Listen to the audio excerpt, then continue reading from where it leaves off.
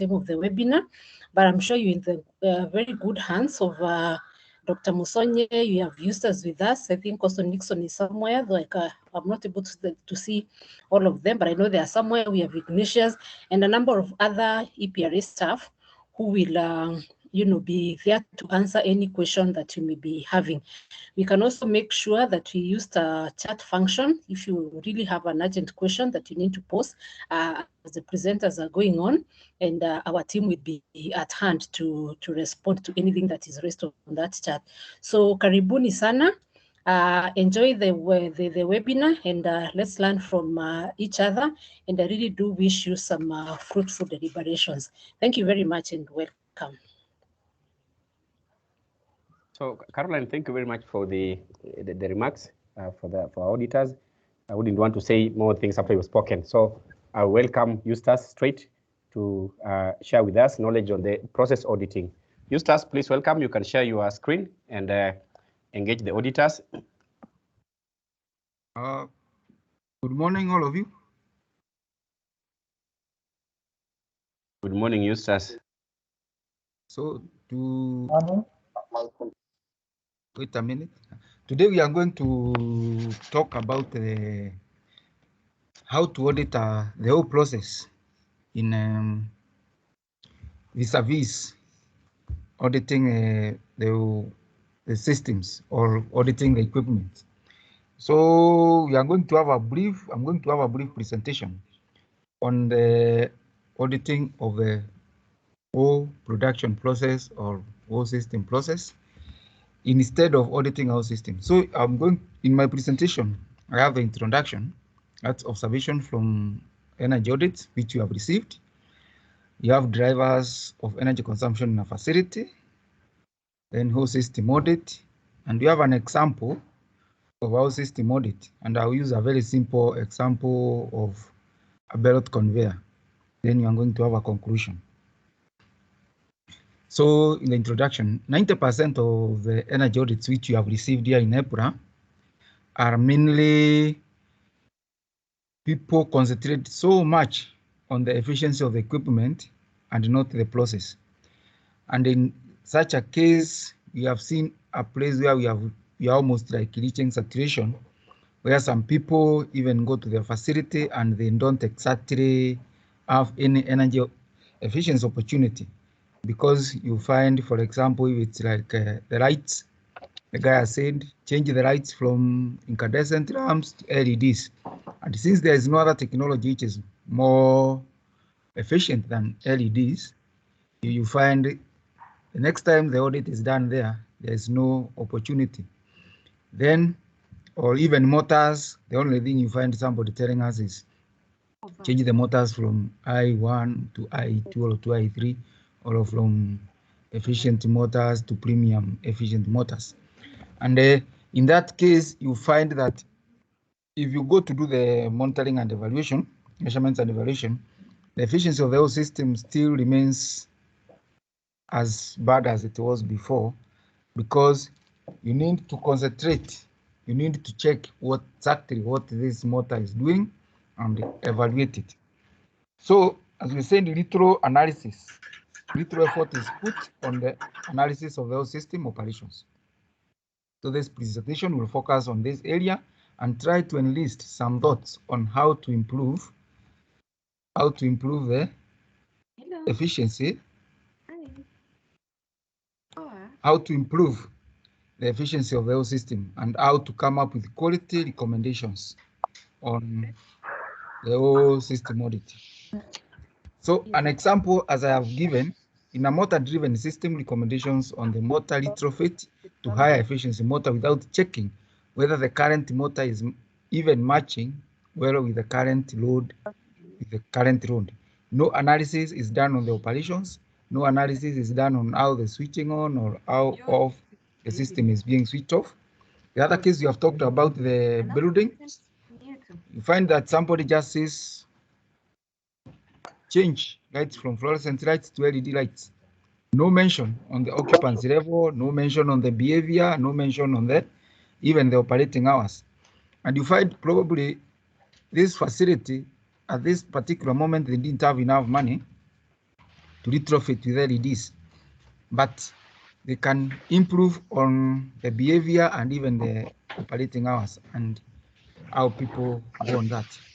So the other example is, take for example, boilers and steam systems.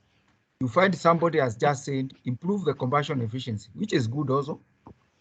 Improve on the insulation, which is obvious. If the insulation, there was no insulation. Then you find no analysis to check the cycle of operation of a boiler loading or load matching. You find these boilers don't work in isolation. They are working with other things like dryers, air heaters, and so on. So there is no analysis done to see whether this boiler, the capacity of this boiler is matching the demand, or how this dryer is working, so that you can be able to know how much demand you should get from the steam. So that has been our big concern. No analysis to the system, like dryers, heaters, and so on. So concentration is so much on auditing individual equipments, that's the drivers, but not on the system. You cannot audit drivers in isolation. So in a facility, the main drivers of energy consumptions are the equipment itself. If it's a motor, the motor consumes energy because there's energy wastage due to inefficiencies in the motor. We have windage, we have IR squared losses, for example. Then the other driver of energy consumption is production or occupancy.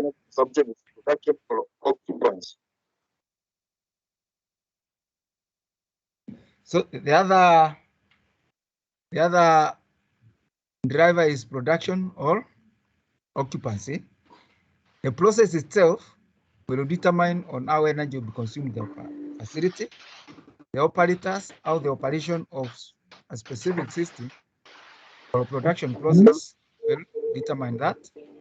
Then also the human behavior. I'm requesting those who have their microphones on to mute, please. Also the human behavior. So whenever you are doing the audit, you cannot concentrate on the equipment alone. You need to see how the process, how the materials are being input. For example, you might find a situation probably if it's drying process. So sometimes these guys, you need to check the percentages at which you should dry up to avoid even people drying, over drying. Or even if it's in an air conditioning system, you find the set point probably it's 20 degrees.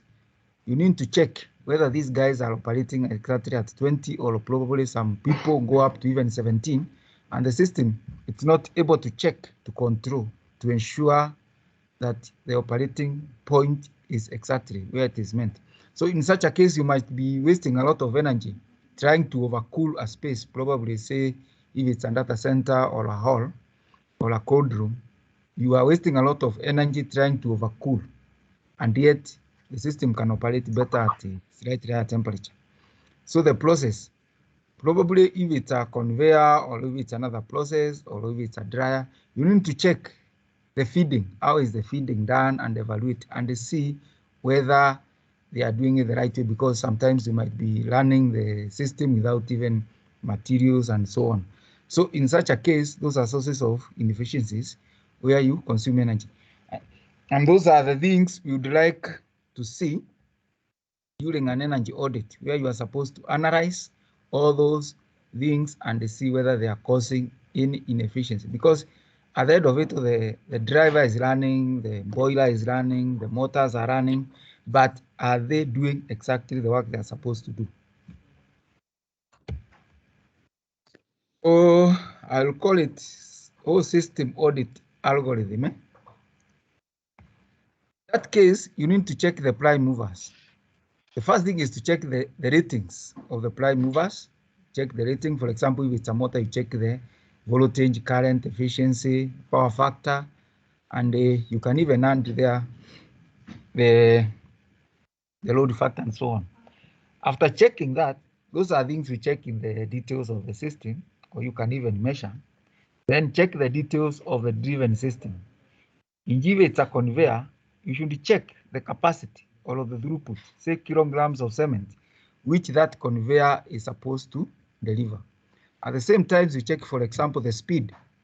At what speed is that conveyor supposed to be running? Because if you run it as a speed which is slower than exactly what is required, you'll be wasting a lot of energy because you reduce the throughput and you force the motor to run a longer period than expected. Then check operations. You check throughput, you check the loading, the percentage loading of the system, you check the flow of the materials, you check the maintenance condition, and even sometimes if it's in a building or in an hospital, you check the human movements. So in this case, you have to take measurements to establish the real throughput of the system or how the system is operating. The other one is you need to check. Oh, sorry for that. The other one is you need to establish whether the system is operating at the runs, the capacity which they are supposed to do. And it's from there now you can be able to decide on the viable ECMs of the systems. Unless you do that, you find that in most cases, people just come and check the motor. The motor is this size, is this efficiency. You check whether it is efficient motor, and you jump into conclusion that here we need a high efficient motor or a premium efficient motor or something. That one will not solve the efficiency and will not reduce will not solve the efficiency of the facility. And probably you find even if you install the new motor, it might end up even consuming more than the required, because probably you have not even checked the load matching, how the motor matches with the system.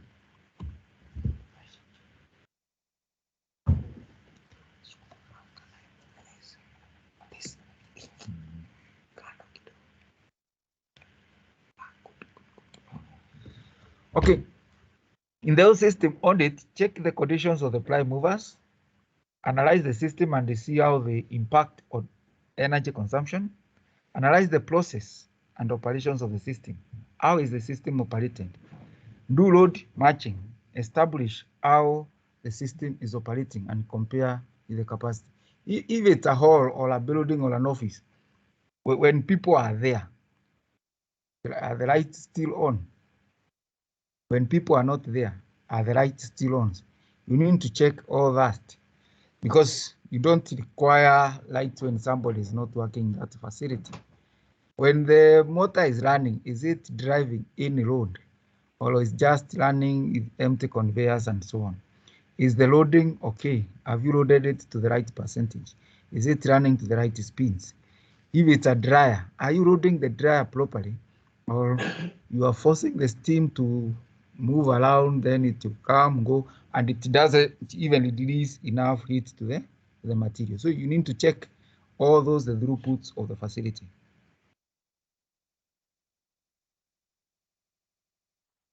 That's an example. You are going to have an example of a conveyor. That's what you are going to see, quick analysis of a conveyor. So in a conveyor, you find a conveyor consists of the motor, that's the drive.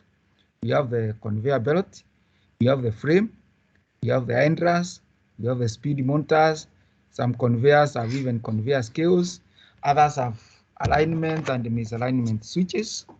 All those things you need to check their conditions. So those are photographs of various types of conveyors. You can see one, you have the motor, you have the drive rollers, you have the belts, you have the frames. Others have belt wear monitors, others have conveyor belt scales. This is to monitor whether the conveyor is being loaded or overloaded or underloaded. You have a misalignment switch and so on. You have even the speed monitors relays, and sometimes you have even the speed monitors. So in that case, so that you can see whether the conveyor is running at the right speed.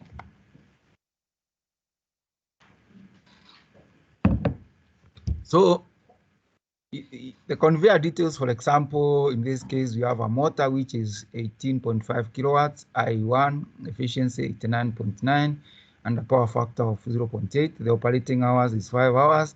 The conveyor production details, the conveyor length is 20 meters.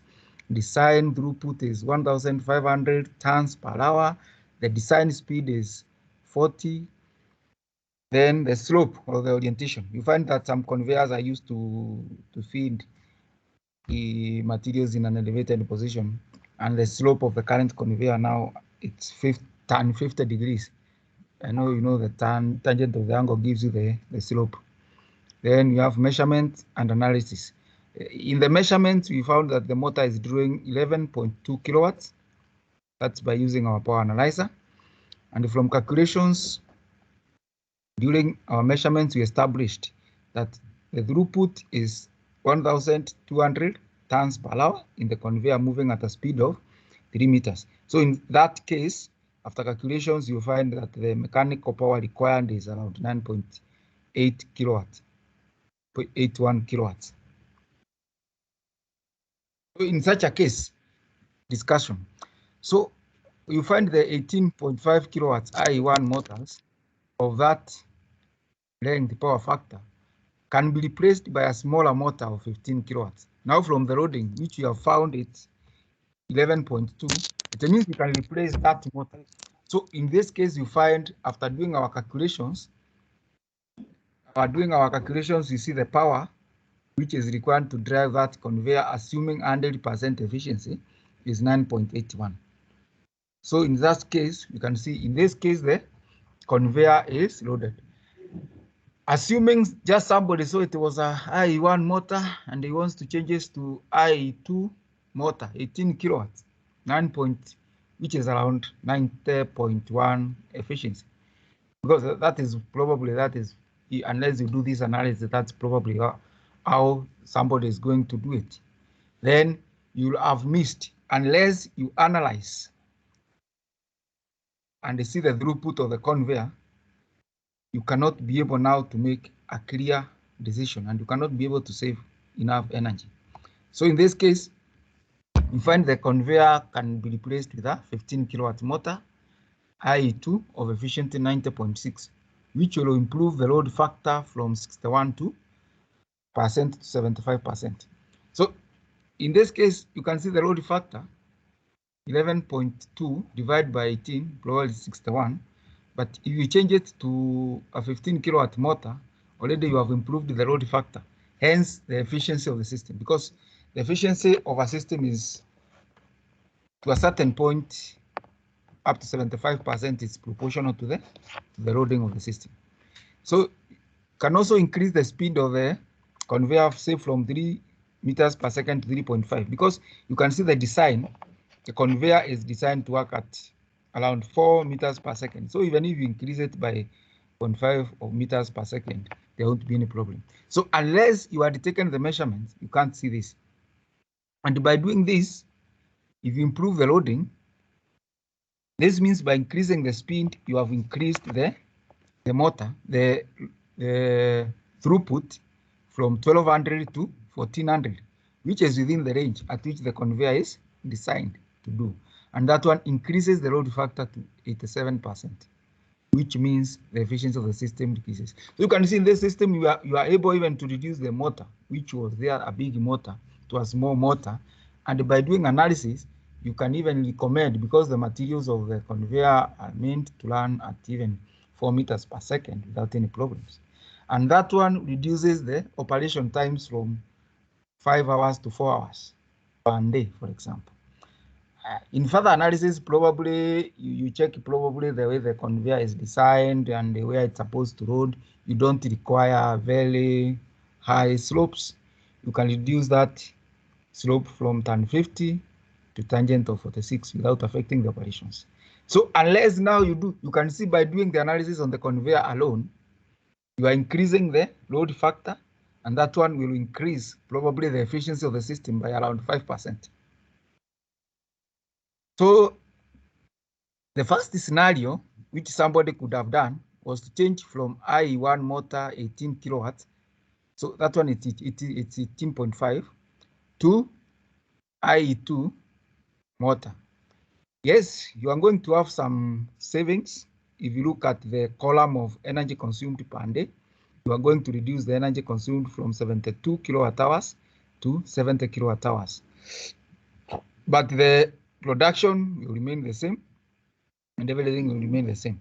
So in this case, you can see it's not much you have changed, because if you do the economic analysis, buying a new motor of a size, replacing that just to save only 2 kilowatt hours, it doesn't end up so much. The next scenario, you can see the motor, you can decide to change the motor from 18 I1 to 15 kilowatt hours after analysis. So in this case, you only measured the power drawn and seeing you can reduce the motor alone. In the second scenario, no analysis is done on the conveyor spins, no analysis is done on the throughput, no analysis is done on the load. So on that case, you can see the load factor. You are changing only the load factor from 18 to 87, and the load factor from 61 to 87, then which improves the power consumption, the energy consumed per day from 72 to 71. So you can see just doing the measurements alone, you have improved the energy savings from 72 to 67, which is around 8 kilowatt hours per day compared with the first one. And remember, the first scenario, you are not guaranteed of this because you don't even know exactly how the conveyor is operating. Here you have not done the whatever the load factor. So in the third scenario now is where now you have even decided to increase the speed of the conveyor so that you can reduce the operating hours, and also change on the speed. So you can see now the third scenario, you are trying to compare two things. Assuming you had retained the old motor at a higher load factor of 87, you can see if you compare that one from the first one, the energy consumed per day for the old motor will be very high compared with the other one. So that's why you are saying you should be very careful. So now you are trying to compare scenario 2, 1, and 2 with the last one. If you take the first one of 18 kilowatt motors and compare with the first column of the first row of the first scenario, you can see if you change the efficiency, if you put high efficient motor, but you increase the load factor, you can see now the scenario the way it is. If you increase the production, so it will consume more energy. So changing the motor to high efficient motor, sometimes it doesn't solve the problem. In case, for example, you are normally checked the production. So the other scenario is you are now comparing. So the second scenario and on the 15 kilowatt motors and that scenario doesn't affect anything. So you can see if you compare the whole system now, changing from 18 to 15, you have reduced the energy consumed by around 26 kilowatt hours per day. But to be more optimistic, to be a bit pessimistic, we can use the second scenario to calculate the energy savings, which is around 8 kilowatt hours per day. So I think from now you can see, from the comparison now, you can see now how you have been able to reduce the energy consumed per day by analyzing the whole scenario. So our expectation is that whenever you do an energy audit, let us see how the system and the driver operate. Don't just consider only the drivers, the efficiency of the drivers. We want to see also the efficiency of the system. The other thing, during the analysis, sometimes you can even check the angle. You can see from this conveyor, from the slope, it will require a lot of energy. If you do the simple physics, which you did in high school, and do the resolution of forces, you can see you are requiring a lot of, you'll be lifting a very big force. You know, an inclined plane is It's like a machine where you can get the mechanical advantage and the velocity ratio and so on.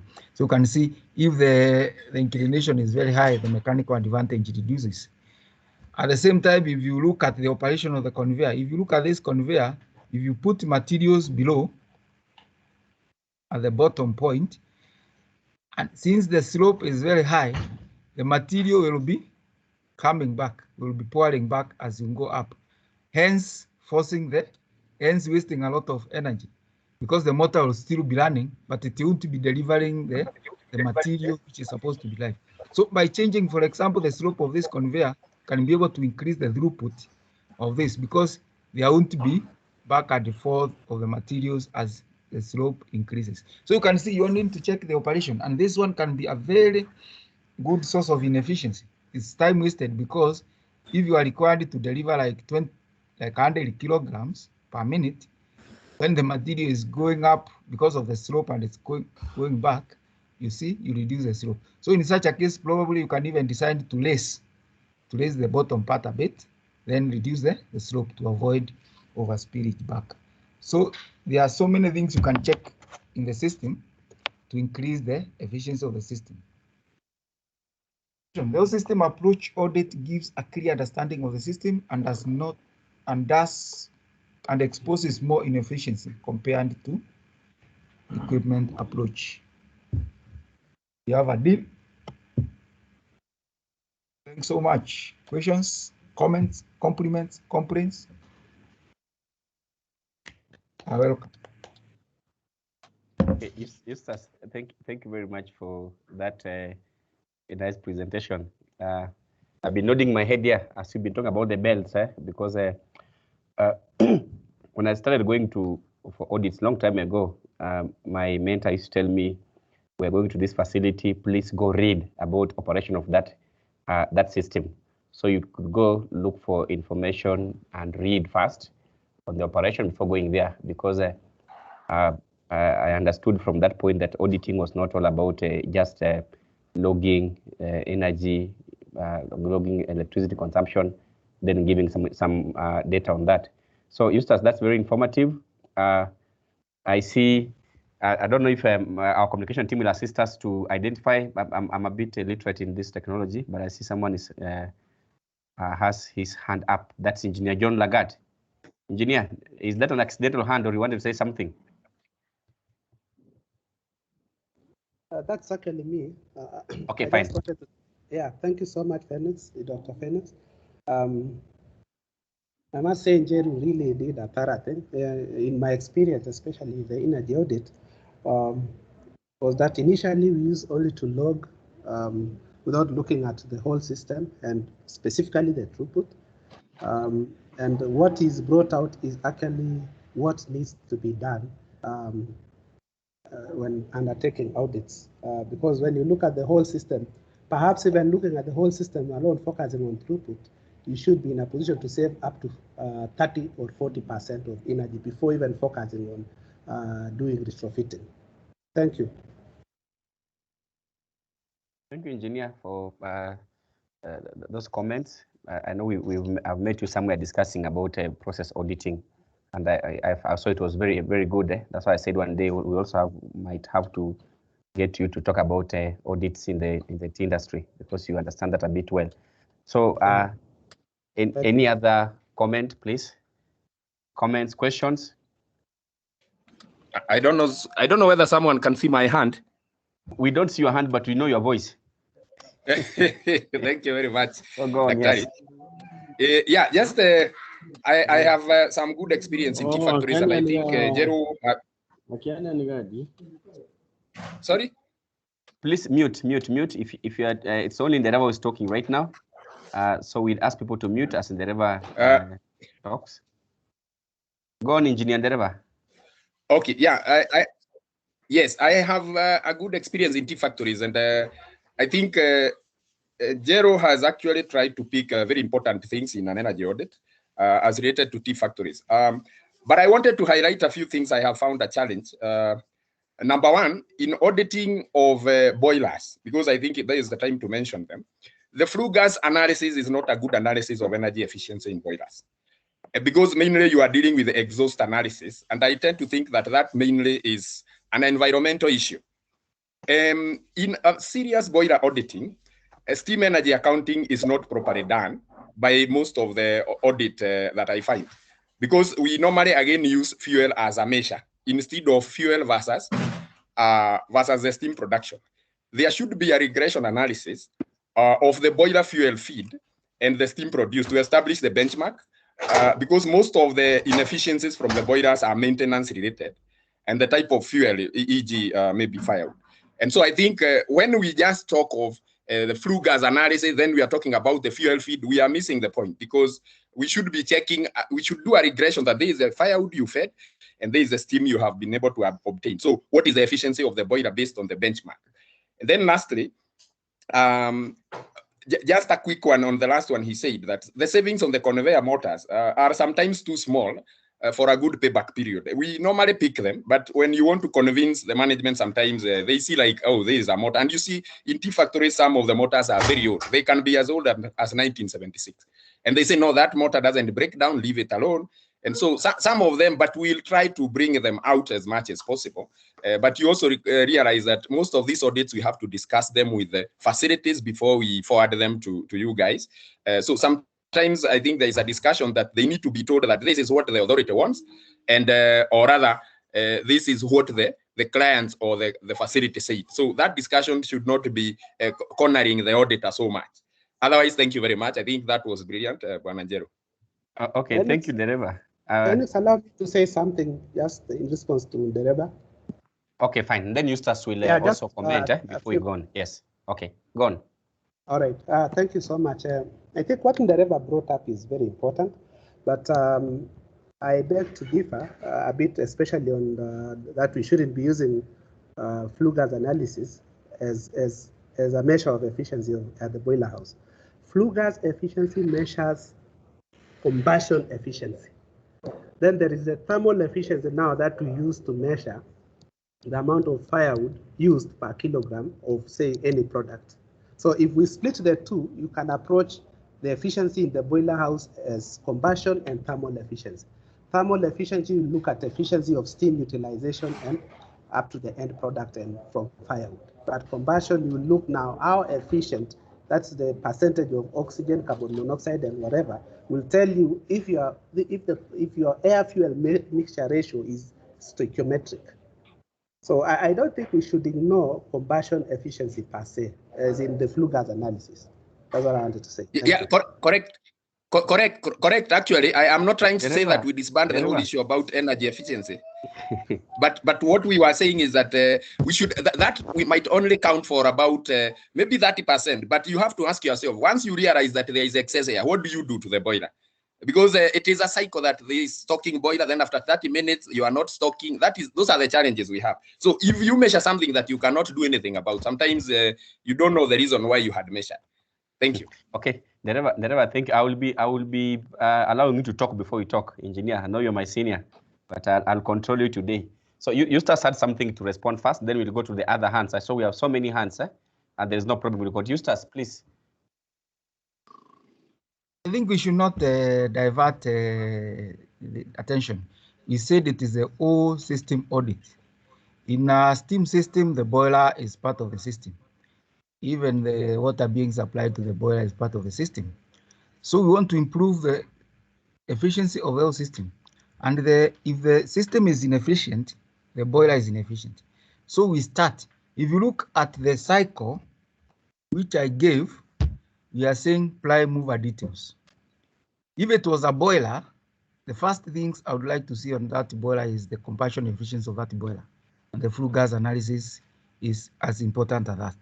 But by doing that alone, I've not done any efficiency of the boiler itself and the boiler steam systems.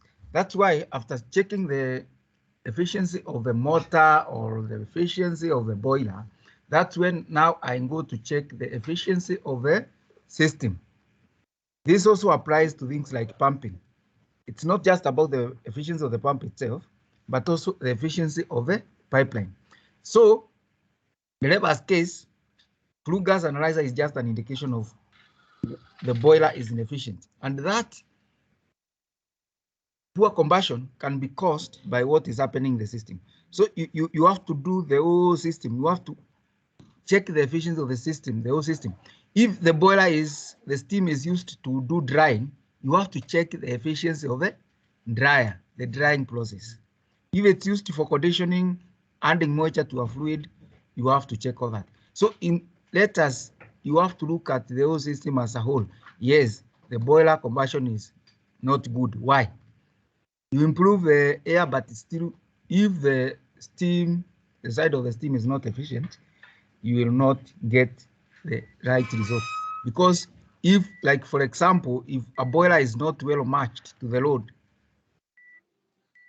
you find it by, if you, like for example, if you go to measure the combustion efficiency of a boiler operated by, supplied by, say, IDO, and at that time it's not operating to the full capacity, that means the load matching is not good. You find you have some problems with the combustion because the boiler keeps on coming off, coming on, coming off, coming on. And in that case, the fan which is supplied, which is supposed to supply the air for good combustion, probably sometimes it delays after the nozzles of the boiler have delivered the fuel. So you find very poor combustion in such a case. But if the boiler is well matched with the load, that is the first step. Is the load matching good? Yes. Then we can check the efficiency of the boiler at the zero. As you know, at very low loads, the efficiency is very low. So you need to check everything and ask yourself why. Sometimes combustion efficiency can be as a result of poor loading at the consumption side. Thanks. Okay, thank you, Jeru. Maybe another point I would add that Engineer Lagat or Engineer Lagat, please let us mute. Mute, please. Tuko na shida ya parking. Shida ya parking itaisha. Okay, fine. Let's continue. I was talking about what we've not looked at. I've gone to some facilities, and the thing you do actually when you're doing this audit of the boiler systems, you need to be friendly to the boiler operators. They have to tell you their problems. I went to do an audit in a certain facility, and they told me at the middle of the night, when they operate for 24 hours, they find they run out of steam. And why? The simple reason was these people have never bothered about the calorific, the moisture content of the firewood that they were putting in the boiler. So they find they were putting there enough firewood, but then they ran out of steam during the night. So they had very many crises. And the thing was they were supposed to just check on the moisture content. They were not bothered with it. And that solved, of course, the problem that they were having in terms of efficiency. So you talk of the process efficiency, as Jeru told us, is you must look at the input. what is the source? What's the prime mover? I was talking about the movers, the prime mover. Then what does the prime mover do, and how does it do what's supposed to do to get the output? So that's essential in terms of auditing the boiler system. The experts have talked a lot. Lagat understands a bit of boilers because of where he works. So I'll not belabor that. Albert Ouma Odio, I see you have a hand, but there's an old hand here. I don't know who else has a hand up here. I would wish him to talk first before Uma, because Uma has lifted his hand just right now. I'm not seeing this hand, this other hand. Okay, Uma, you can go on, please. Thanks, Phoenix. Good morning, everyone. So I just wanted to make a comment on, there have been a lot going on, especially, for example, the boilers. You find there are facilities that are leasing, so they do not have operational control in terms of them. They just purchase steam that comes from the boiler, and this boiler is leased to them. Someone owns it. Someone makes sure it's running, and all the issues, maintenance is taken care of by someone else. So in such a scenario, how do you handle that? Because the client is not having operational control over this equipment. So in that case, and you find it's the direction the world is taking, where even compressed air, at least the clients do not own the system. They just want the compressed air system to support the production, or the boiler, they're just purchasing steam, but these other people ensure that this boiler is running. So whether it's efficient or not, then they just buy the steam. So in such a case, how do we handle that? Thank you. Okay, thank you, Albert. I think Eustace will take that question. You see, there is more of an administrative issue than a technical issue. The question is, where is the boiler situated? If it is situated in the facility, you have to task the owner of the facility to ensure that he supplied the boiler runs efficiently. So he has to talk to his contractor. We cannot allow a contractor to supply somebody with a low quality product. So that's the inefficiency. The same case is Kenya Power buys power from KenGen, then Kenya Power supplies. So whenever Kenya Power supplies a person with power, it has to be of good quality. So in that case, you are going to audit the whole system and the point that the boiler is inefficient. So the recommendation is they have to improve the efficiency, and that's where now the regulator comes about. So you have to tell the owner of the facility, if the boiler is situated in his facility, he has to make sure that everything there runs is efficient. We cannot, for example, allow a boiler, whatever place it is, to be producing black smokes and emissions. So in that case, it's not it's more of an administrative than technical. So the boiler must be inefficient, no matter who owns the boiler. Thank you, Eustace. Actually, I wanted to just a follow-up question, Eustace. Probably, in organizations there's operational and financial control, and in such a scenario, you make recommendations on the boiler that they need to do 1, 2, 3, but for them that is not their priority. They are not going to invest their money in ensuring the boiler is efficient. So they will only concentrate on things they have full control over, because then they just purchase steam. In case that boiler probably have issues, maybe they'll tell the owner to take it off, maybe bring another supplier. Then they're just purchasing steam. So even in terms of taking action, that will not be in their list of priorities. So probably, I know it's a difficult question, because of course you make recommendation, you file the reports, but even in the investment plan, it's not going to appear because it's not them making the decision to ensure the boiler is efficient. The boiler company that is selling steam. To cut you short, we don't work in isolation, and these regulations also take care of other regulations like safety regulations, environmental regulations. This boiler at one point has a owner. So we are not talking about the facility.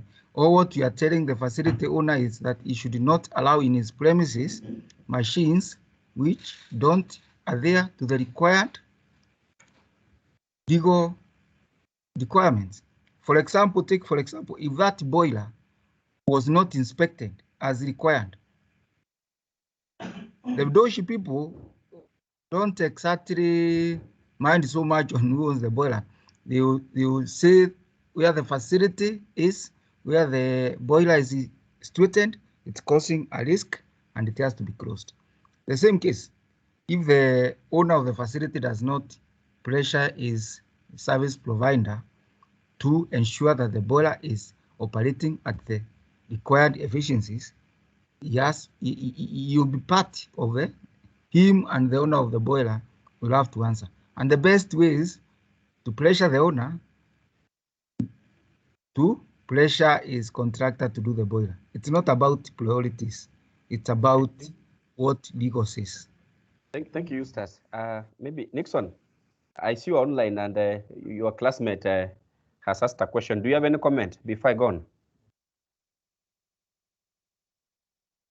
Nixon? Not at the moment, Daktari. Okay, fine. So, okay. Albert, maybe I'll give you an example of this issue of I don't own the boiler. It's the same issue. You don't even own the firewood that comes to your facility if you are using it in the boiler. the boiler, the facility owner gets firewood from somewhere else, someone who's like external to that process. The same with even if you're talking of IDO and HFO, he's being supplied by someone else. So, but nothing, I'll give another example, is most of these facilities, they don't even own those employees. They contract someone to bring operators who operate the system. After operating the system, then they pay them at the end of the month. So as an energy auditor, of course, we don't go into those politics of who owns what. If you go there, what you see is a boiler that's working or it's not working, and you need to give a report on it in the audit report. Because you not go and start asking who is the owner of this report, boiler. Do you think if I say anything about it, is going to be happy or not be happy? No. That becomes, of course, administrative problems, which EPR also deals with them, because you see, once the report comes here and you recommend that they are supposed to make the boiler efficient, when EPR go there to check on the implementation, they will be told those politics. Then, of course, they'll deal with it at that time when the right time arrives. Thank you. Eustace, I see you have a hand here. Is it an old hand or is it a new hand? It's a new hand. I'm requesting people to let us concentrate more on the issue of system audit, because that was the target, so that people can understand exactly what is done, and we avoid on who owns what, so that you can exactly get the gist of the matter. So whenever you are asking questions on this, let us preserve the administrative questions at the end of the presentation. Let's concentrate now on system audit, especially so that people can understand exactly what's supposed to be done. That's my request. Okay. Thank you. I hope it's not a monologue. Of course, you know, we have to also give our views. So, and we are stakeholders. So these are things we also encounter. And Albert, you only talk when I give you permission to talk, please. But it's okay. So you ask for permission first, then you talk, so that it doesn't become a monologue. But you can talk, please. You can go on. No, it's fine. I think. Okay. It's okay. I think let's concentrate. Maybe the others we can take off the forum. Exactly. Yes, please. Let's use the opportunity to discuss the system audit. I don't know if there's any other question, because we need to go to the next presentation from Dan. Please, our communication experts, you need to make Dan a co-host so that he can do his presentation. Let's just find out if Dan is, because he was supposed to come a bit late, if he's in the forum, so that he can start his presentation.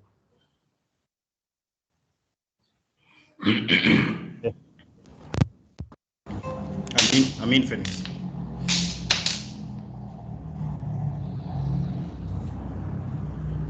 As we wait for Dan, if there's another comment. Hi, Phoenix, I'm there. Okay, fine. Okay, Dan, you can go on.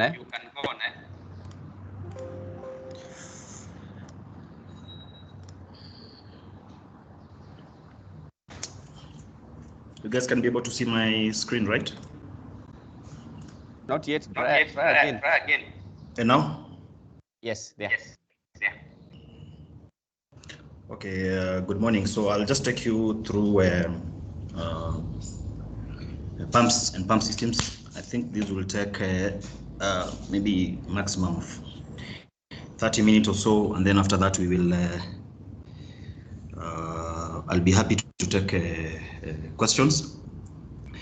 So we'll just go through, pumps, basic operating principles of pumps, pump maintenance,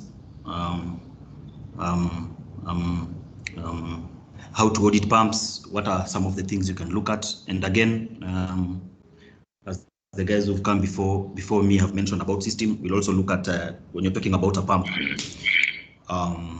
what does it mean in terms of a system? So there are quite a number of pumps. You have centrifugal pumps, you have positive displacement pumps. So typically, centrifugal pumps are this that whereby you impact kinetic energy on your fluid and the fluid moves.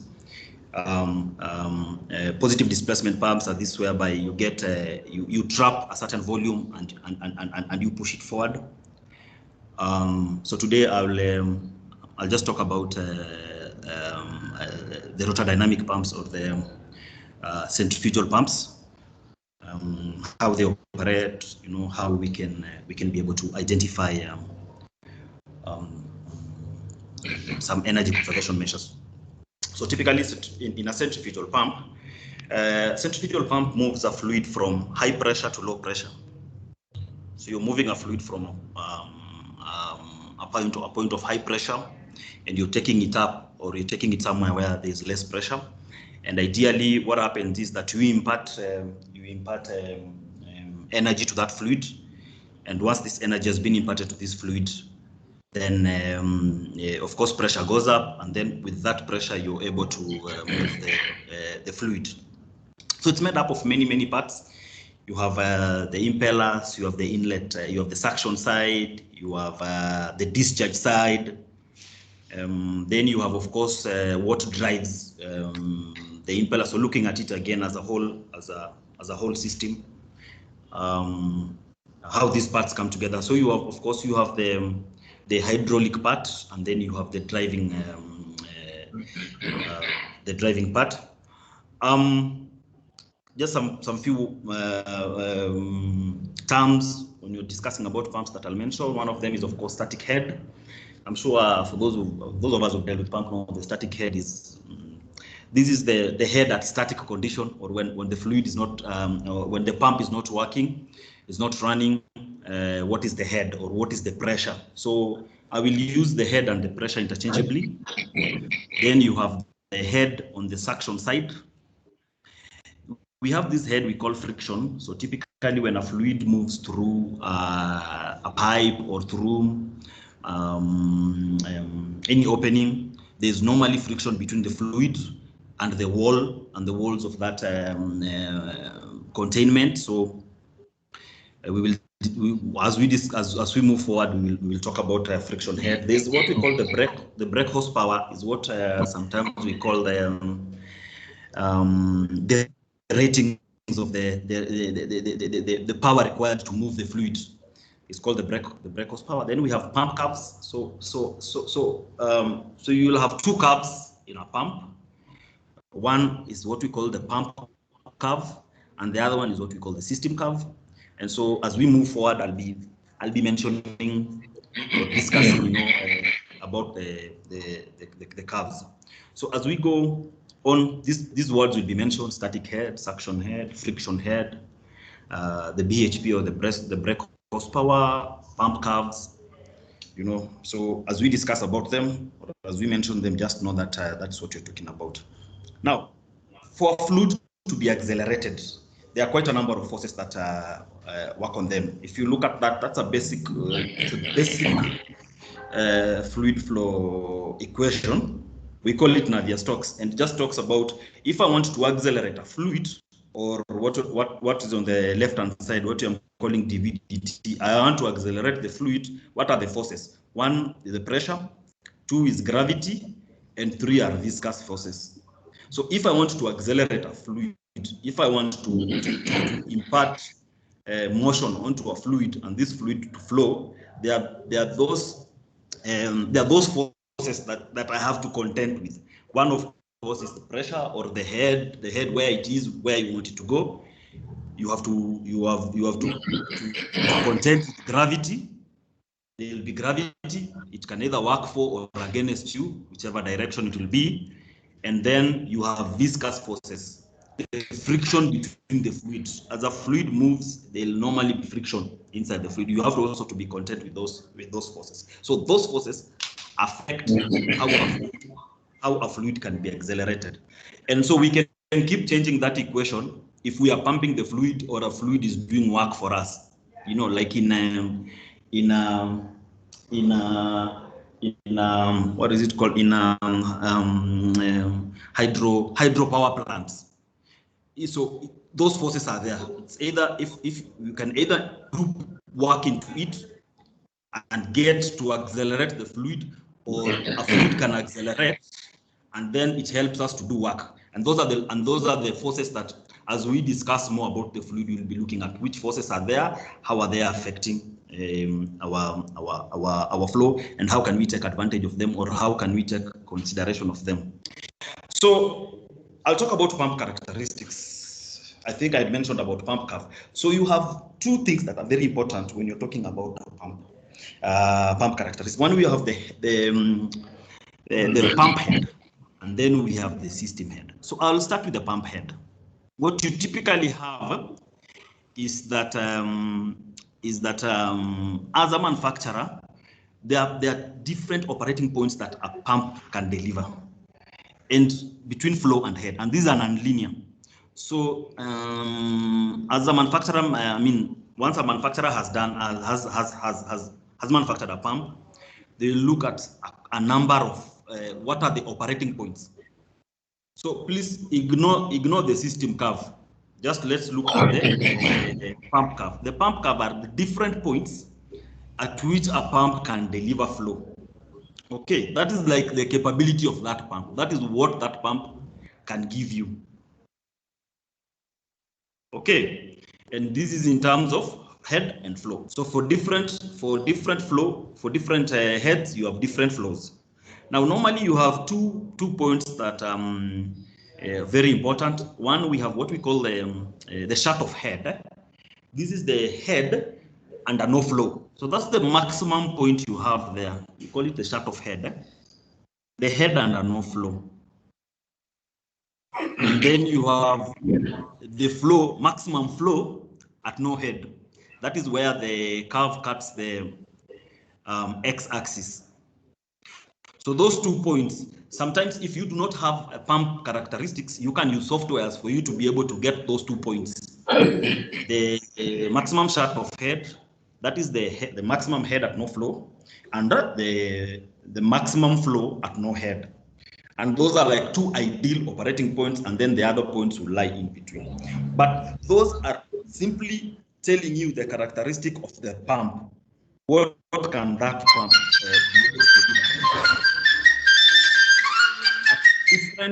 at different flows and head, what can that pump deliver? So that curve also is, let me say, it's like a capability of that pump. Okay, so those are the capabilities of that pump at different flows. And so next we look at now the system head. So normally when you have a pump curve, you're drawing 2 things on one. You have the pump head, which are flow rates, which are relationships between flow and head. And then you have the system curve, which is another flow and head relationship. And the system curve typically is the resistance that the pump has got to overcome for it to deliver a required flow rate. Okay, so for it to be able, for a pump to be able to give you a certain flow rate, it must overcome. And that resistance that the pump needs to overcome is what we call the system head. So the system head typically is at different flow rates. Again, okay, you're able to get different heads and different, you are able to get different resistance, or what we are calling different heads. Now, what is happening typically with the system head is made up of 2 things. One is the static head, which I had mentioned earlier when we started. I was just discussing about the static head. The static head of a pump is the head, you know, at no flow. What, like, if you can see on that curve, what's the mark from the point where we've picked it all the way up to where we are going to fill the tank at. This is, we are calling it the static head. It's the by basic definition is the head at no flow. Okay, now next is what we call the dynamic head. The dynamic head is made up of two heads again. One is what we call the straight head loss, or as a fluid flows through a pipe, there will be resistance that the fluid that the fluid will encounter between the walls, or between the fluid and the walls of the pipe that the fluid is flowing through. Now, if you look at that curve, typically what is happening is you have a velocity profile that shows on the walls you have zero flow, and that is typically friction.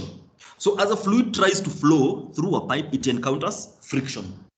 Now that friction is translated as a head. It is a resistance that the fluid has got to you can look at it even in terms of inertia. It's the resistance that a fluid has got to undergo before flow can commence. So if we go back to our Navier-Stokes, sorry, I'll go back, is the third equation now. That's the force that we are looking at, the viscous forces, or the third one. That is the force that will impede flow. And by basic definition, as we've said about the system flow, is that the system flow is the resistance that you've got to overcome. So you need to overcome that viscous force for you to be able to commence a flow, and for that flow to give you a certain, for you to overcome that, you need to overcome that resistance for you to get a certain flow rate. And that is what is happening here. So you have two resistances. One is the friction between the walls of the pipe and the fluid, and that is quite a figure. And there are quite a number of equations that are used to define this. There are some that are called that I think Darcy Weisbach. There's another one called Fanning friction factors. All of these are used to calculate the friction that the fluid will undergo in the pipe, and it's quite a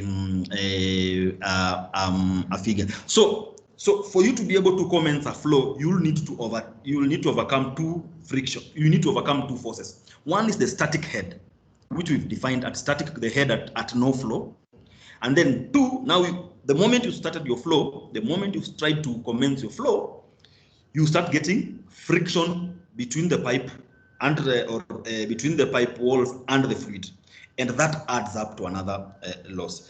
A third. So we have static and dynamic head. The static head, I've defined it. The dynamic head is made up of two. One is the friction, and the second one is the losses that will occur because of your valves and fittings and bends. So under the dynamic head, you have two. By dynamic, I mean that these forces will only come into play once motion has commenced. So once you've started to pump your fluid and your fluid has overcome, let me say, the static head, and now you're going into, you started to get flow, you've overcome the inertia, I mean from your fluid flow, you've overcome your fluid inertia. If you look at your Reynolds equation, the Reynolds equation talks about the inertia of the fluid. If you've overcome that, then the next issue is what other forces have now started to come into play, and these forces are two, and we're calling them the dynamic head. One is the friction of the pipe, the friction between the walls of the pipe and the fluid, and two, the frictions due to the fittings. So if you've got valves on the way, they will generate for us another head. If you've got bends, they will generate for us another head. Again, there are correlations that help us to see to be able to compute those losses.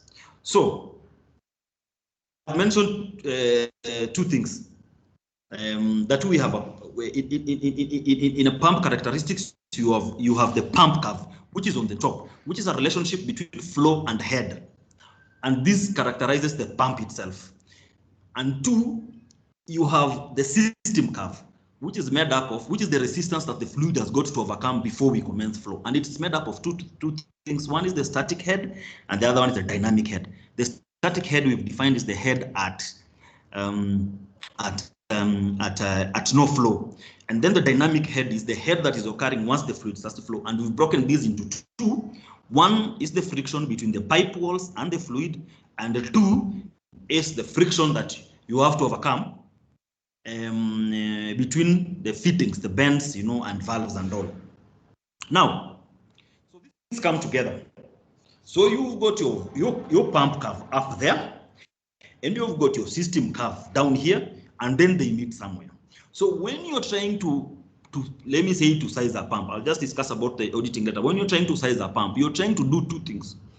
You're trying to match the flow and pressure of the pump, which is at the top, which is provided for by the manufacturer with the pressure and flow of the process, or what we call the system curve, or the characteristic of the system.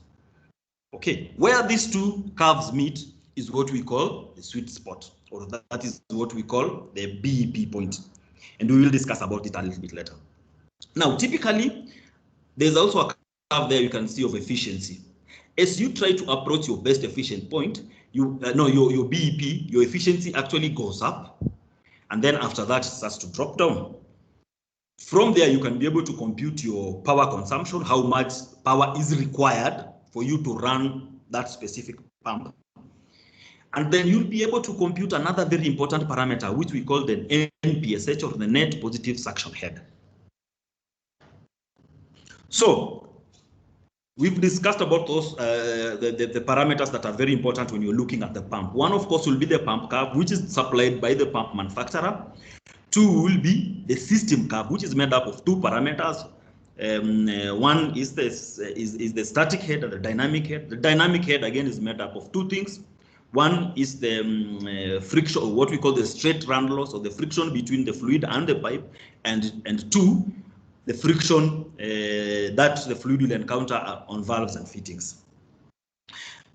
So when we are auditing pumps now, what do we need to look at? One is, at what point is the existing pump operating at?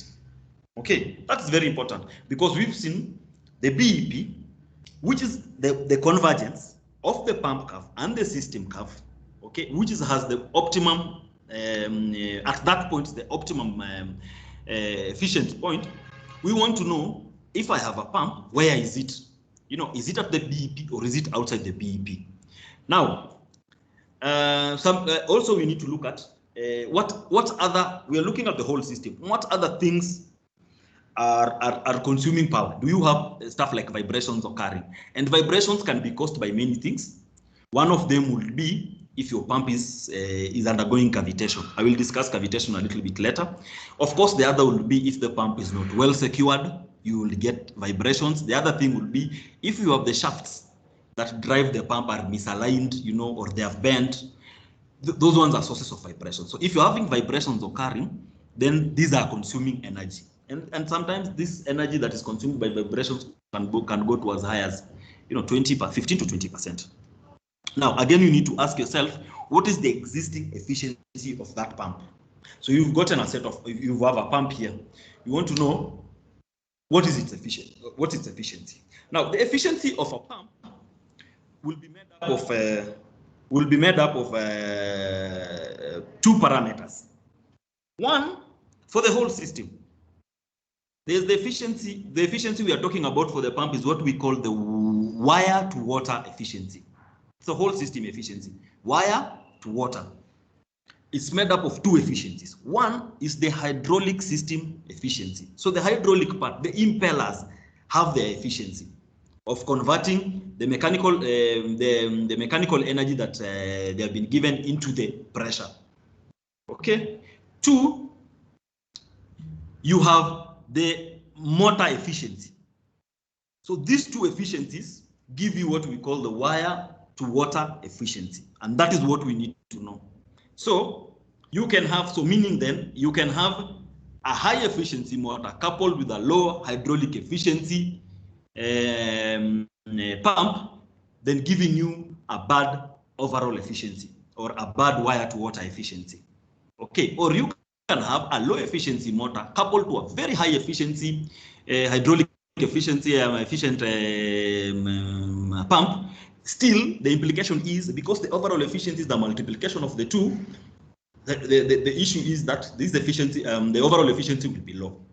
So when you're looking at the efficiency, we are looking at what we call the wire to water efficiency, or the overall efficiency, which is made up of the two efficiencies, and one is the hydraulic efficiency, how well the impellers or the hydraulic system is able to convert the mechanical energy it is given into the flow, and the two, the electrical, the motor efficiency, which is a measure of how well the motor is able to convert the electrical energy it is given into mechanical energy. Now, you can be able to compute this. There's a mathematical computation for this. If you get the flow, you get the head at the point of discharge, and gravity, you can be able to find what is the efficiency. Now, the moment you've gotten, this is the efficiency of the pump, then you're able to compare this with the efficiency that the manufacturer has given, because there are efficiencies that manufacturers will normally give you the efficiencies at the BEP. Okay, now once you get that, then you can be able to know, am I operating at the BEP, you know, or no. Now, for you to be able to know the existing pump operating point, okay, there are quite a number of softwares that you can use to do this, and one of them which is available is given by the Department of the US Department, the DOE, is called Etiquette. If you have a software like Etiquette, you can be able, like what I'm showing you an example of a system that we have ever simulated before, and just had a look at it.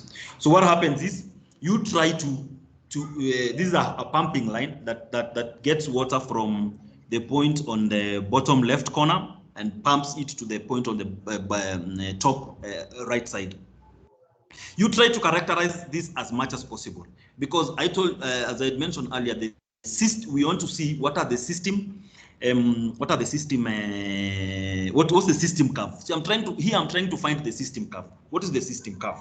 You know, and for me to be able to find the system curve, I need to know what is the dynamic. So the static head, for the static head is very easy to find, because you normally need to find the elevation from the point where you are to where the water is going. You're able to get that. The fluid we are using here for this example is water. I'm able to get that. But then the next question is, what losses are occurring on the line? So I'm trying to compute the straight run loss, which is made up of the length of the pipe. Okay, the friction losses on the pipe. Then 2, if you can see the dots there, those are the points that we are getting bends, you know, and all. If I had expanded it a little bit further, you'll have seen where we have valves and all. So I'm trying to characterize the system. I'm trying to ask myself, I want to find, where is this pump operating at? How can I be able to find this? I input all those parameters into that system. Okay, so, and what am I looking at? I'm looking at finding the system curve. I'm trying to ask myself, how is this system? And for me to be able to get the best system curve, I need to put in as much information, you know, as possible. Now, if you can see there, I'm trying even to put in the valves. You know, these are the valves. This is the point where this is coming from. Any point where there are changes, where there are pumps, I input all this. And why I want to do this is my objective is I'm trying to find what are all the losses that are occurring in this system. So we have this pump pumps into a common line that then pumps into that common line then pumps into a reservoir tank. So I'm asking myself, between the pump to the common line, what are the losses that are occurring there? And and those are the 2 losses. What are the losses that are occurring due to valves and fittings? And what are the losses that are occurring due to friction? Once I've done that, I input the pump curve. Now that is the pump curve. If you can see on the top there, I have selected the type of the pump. So for this system, if you remember to select the type of the pump, this is a Grundfos pump SP125. You know, it's an 8-stage pump. Then I'm able to know this is how the pump, but this is what the manufacturer has given for the pump. So the next thing that I'm working on now is the system, and then I will ask myself, is my system pump, is my system curve and the pump curve, you know, meeting at the BEP, because that is very important. Why? If a pump operates out of the BEP, as you've seen initially in the curves there, then the system is inefficient. So efficiency is dropped.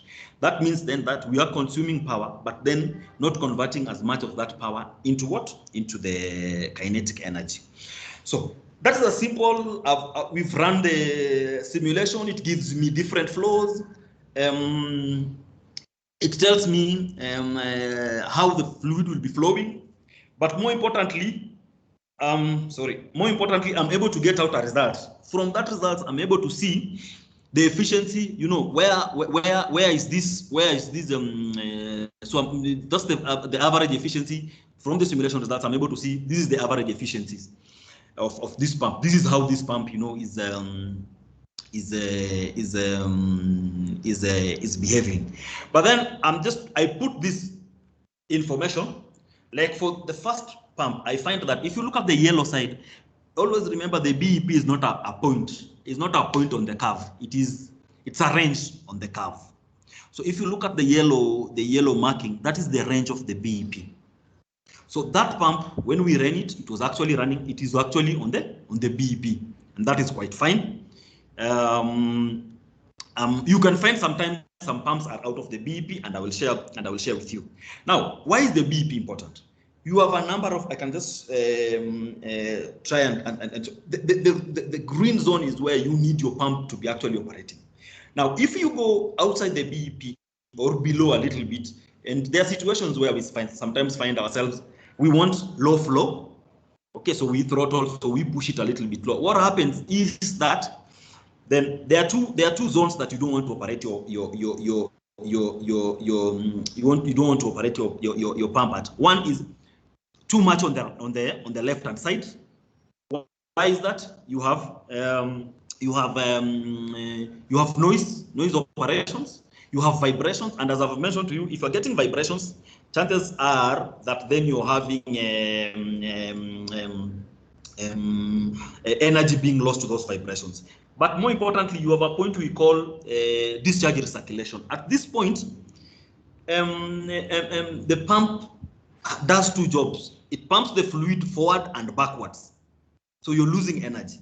You start getting energy, you start getting water flowing out of your suction side. So that means you're losing energy. Then, of course, you have the BEP. And then you have another point where we call the impeller shockless entry point.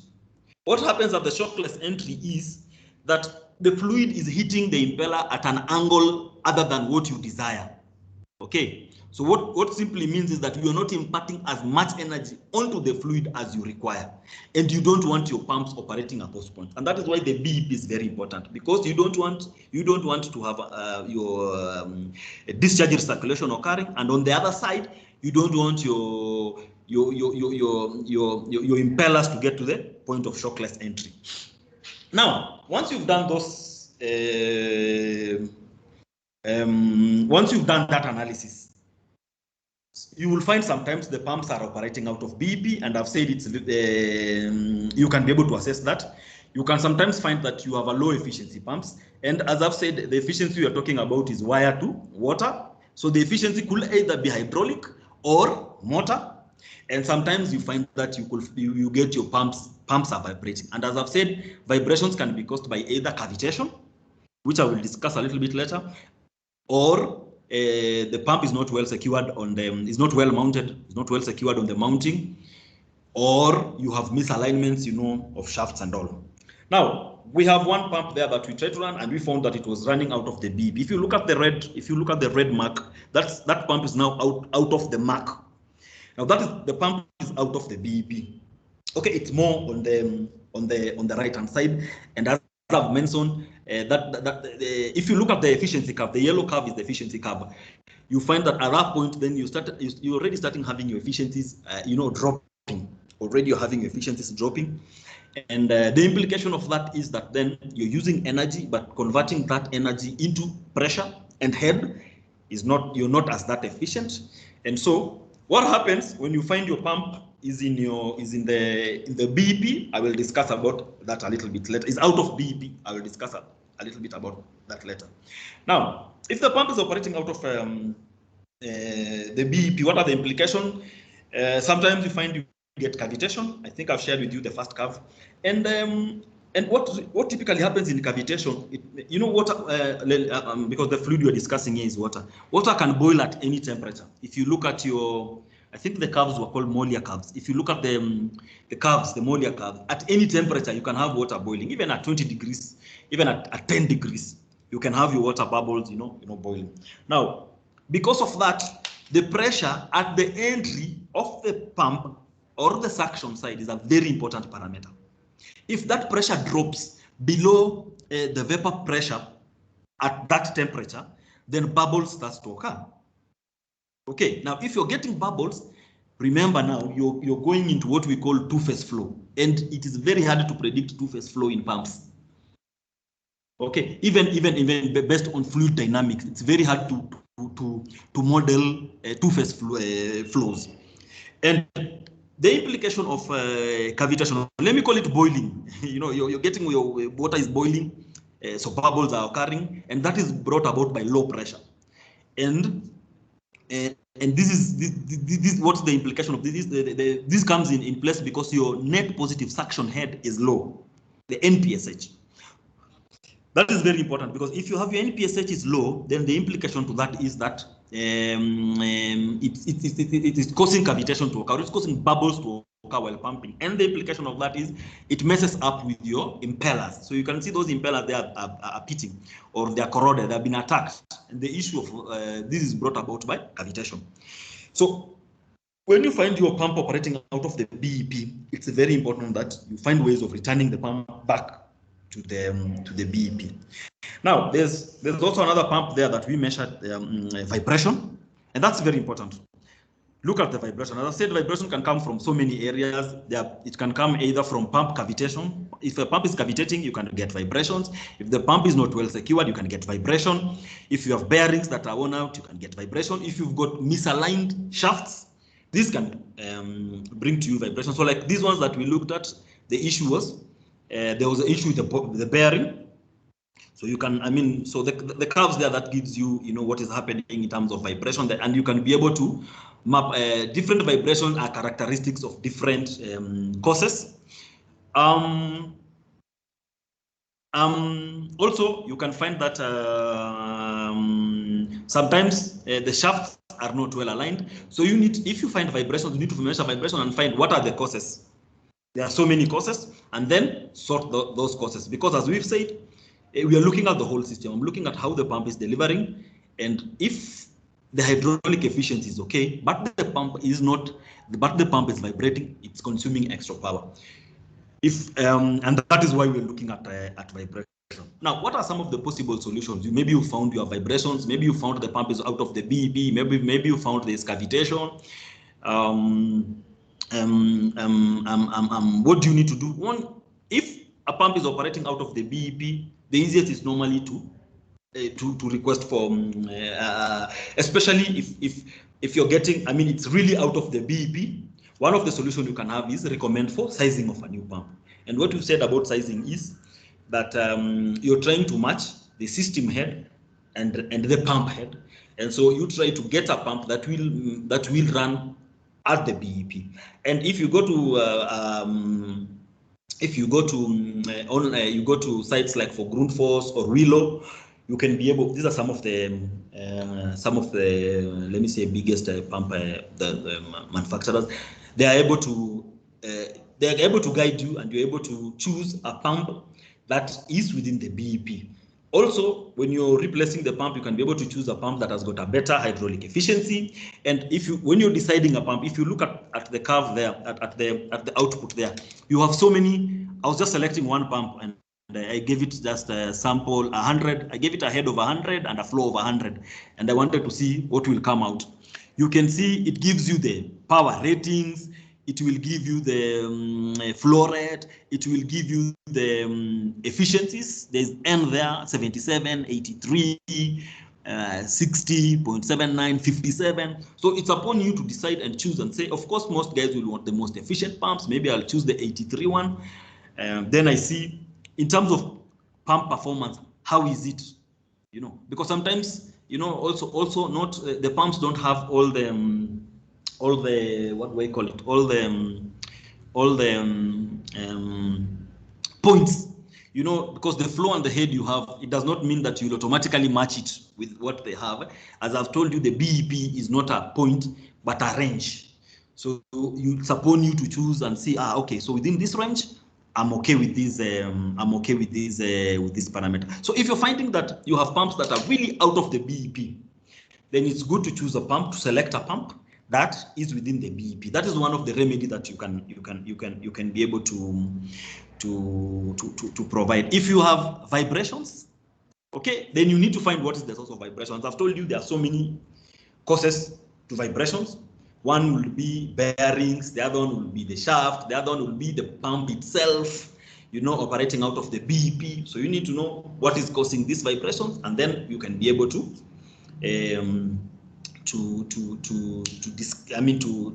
offer solutions. But that's a very important issue. And then sometimes you find that you have a throttling of valves. Now, earlier on, I mentioned to you about the system curve. The system curve is made up of two parts, the static and the dynamic. The dynamic is also broken down into two. It's made up of the straight head loss and the losses due to valves and fittings. Now, when you throttle a line, you increase the losses, or you increase the head that is brought about due to valves and fittings. Okay, and once that happens, the implication is that I'm generating a head on valves and fittings, but this head is not useful to me, and we defined the system head as being the head that the pump has got to overcome before flow can begin. It's the resistance that the pump has got to overcome before flow begins. Now, if that is the case, once I throttle, I'm introducing an extra head, then it means this extra head has got to be overcome before flow begins. Where does this head go to? It goes into the motor. So the motor will consume extra power to deal with the head. And this head typically is just brought about because I want less flow. Now, one way in which I can do this is that I can introduce a VFD. Let us mute, please. Paul, okay. I'm saying let us mute. Paul.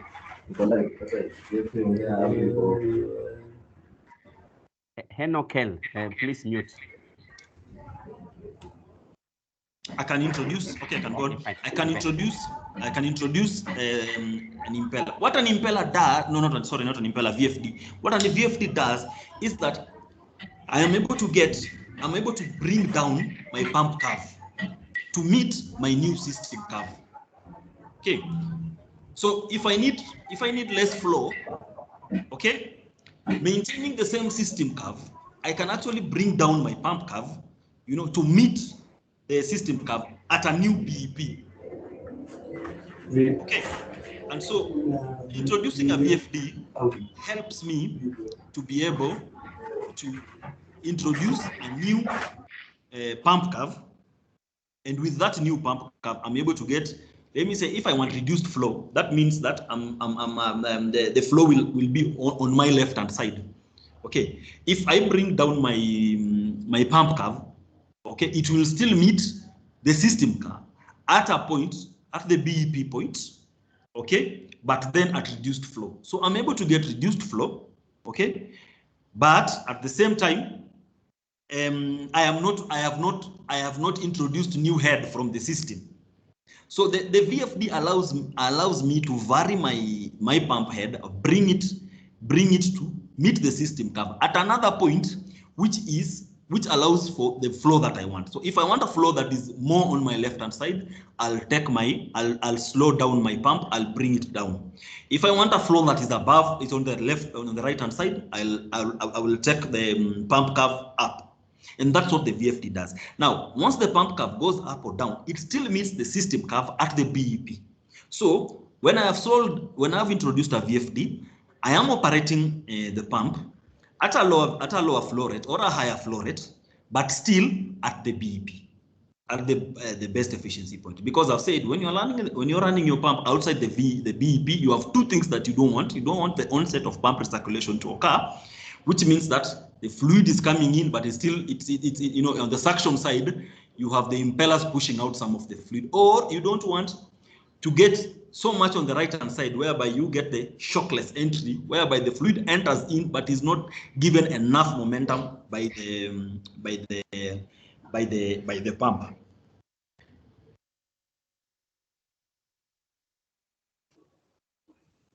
So VFD operation, I'm just trying to explain the VFD operation is you're trying to get whatever flow rate And there's a relationship between the flow, and the revolutions.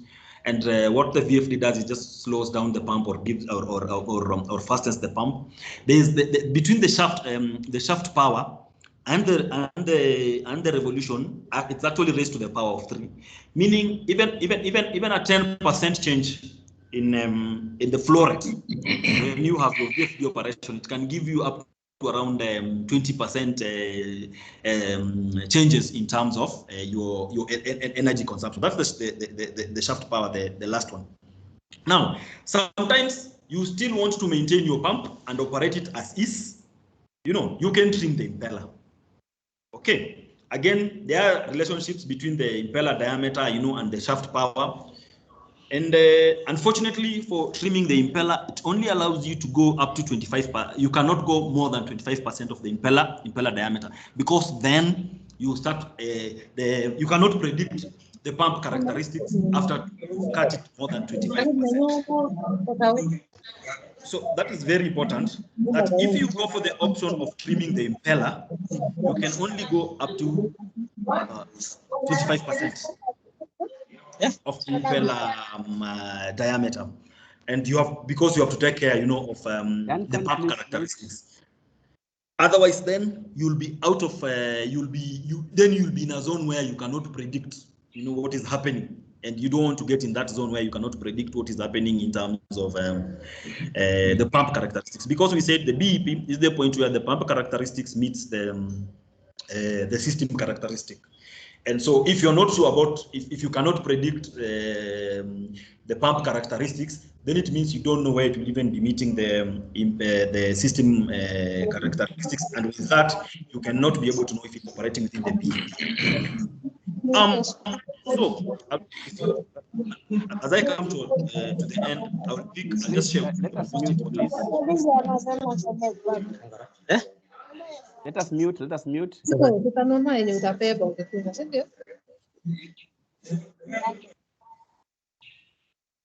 Okay, so I'll just share with you. I'll just share with you what important. One is you need to identify at what point is your pump operating. And why is it important? We want to look at the whole system. We are looking at wire to water efficiency. So at what point is it operating?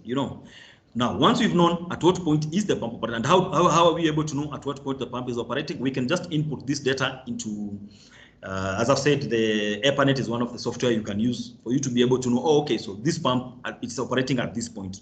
You try to simulate the whole, resistances that the system curve. You try to set up the system curve, input the pump curve, and see at what point is this pump operating. Once you're able to know where this pump is operating, if the pump is operating within the BEP, then you're good to go. It could be maybe it's within the BEP, but the motor efficiency maybe is low. That is something that can be proposed for in the future. But if the pump is out of the BEP, then you need to know there are many reasons again why a pump will be out of the BEP. Sometimes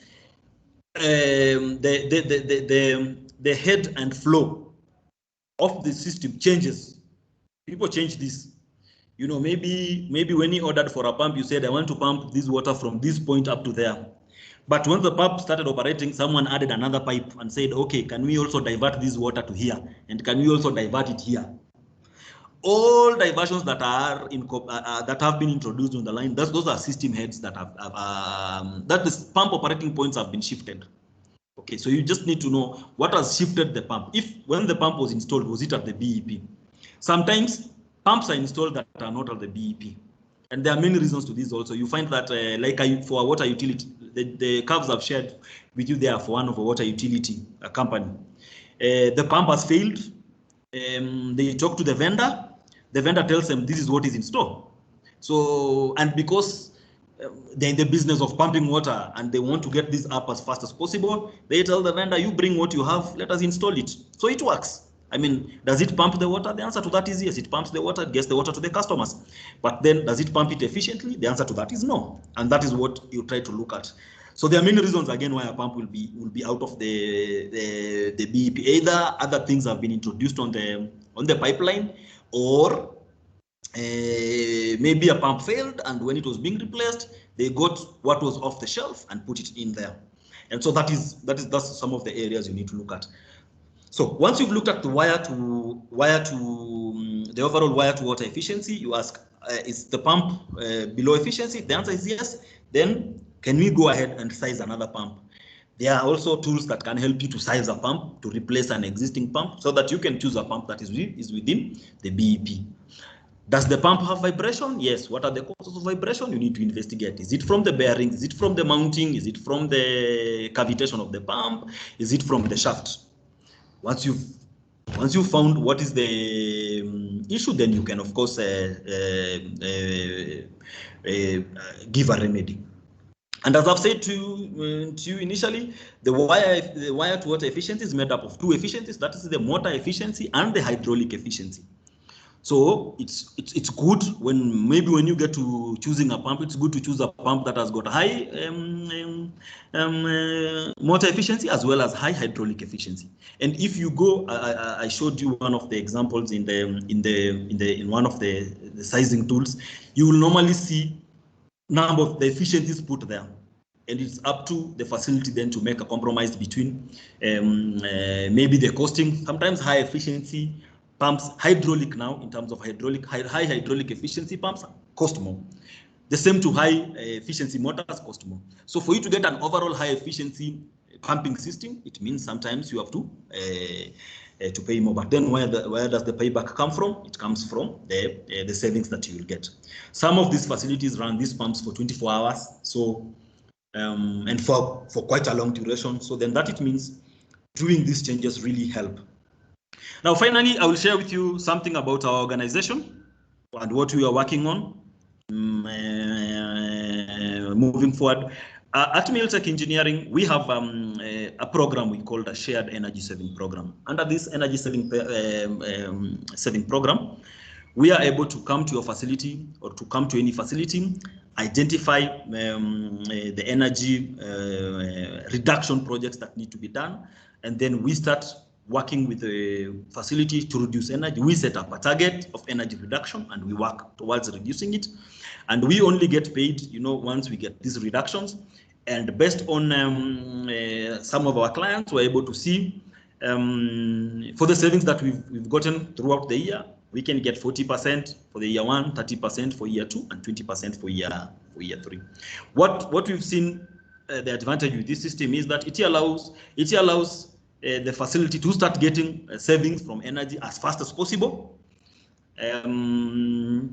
At minimum, capital outlay in terms of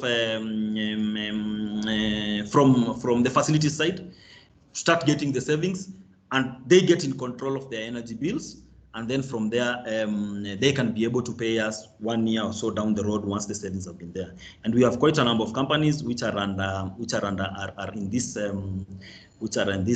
system, and we are happy to support any facility that would like to us to operate in this shared saving program, whereby we come in, facilitate set energy targets reduction, work with you towards achieving these reductions, and then only get paid once these savings have been attained.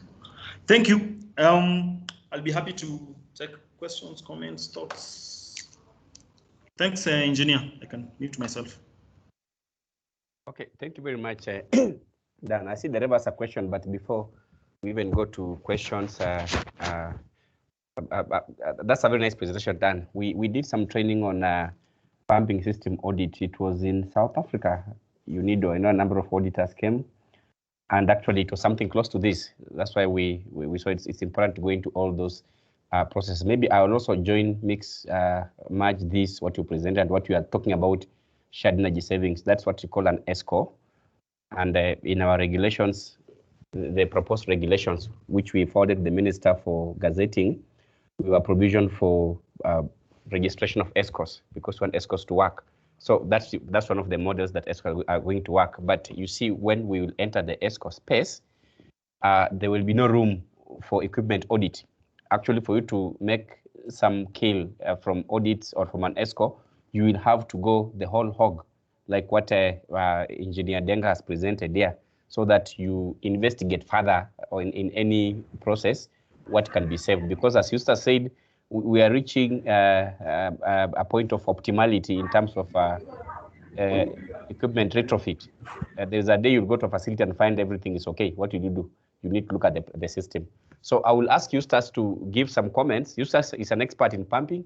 I think he used to work in pumps sometimes back before he became an energy auditor. So he can also give his comments first, and then we'll now welcome questions. Eustace, please.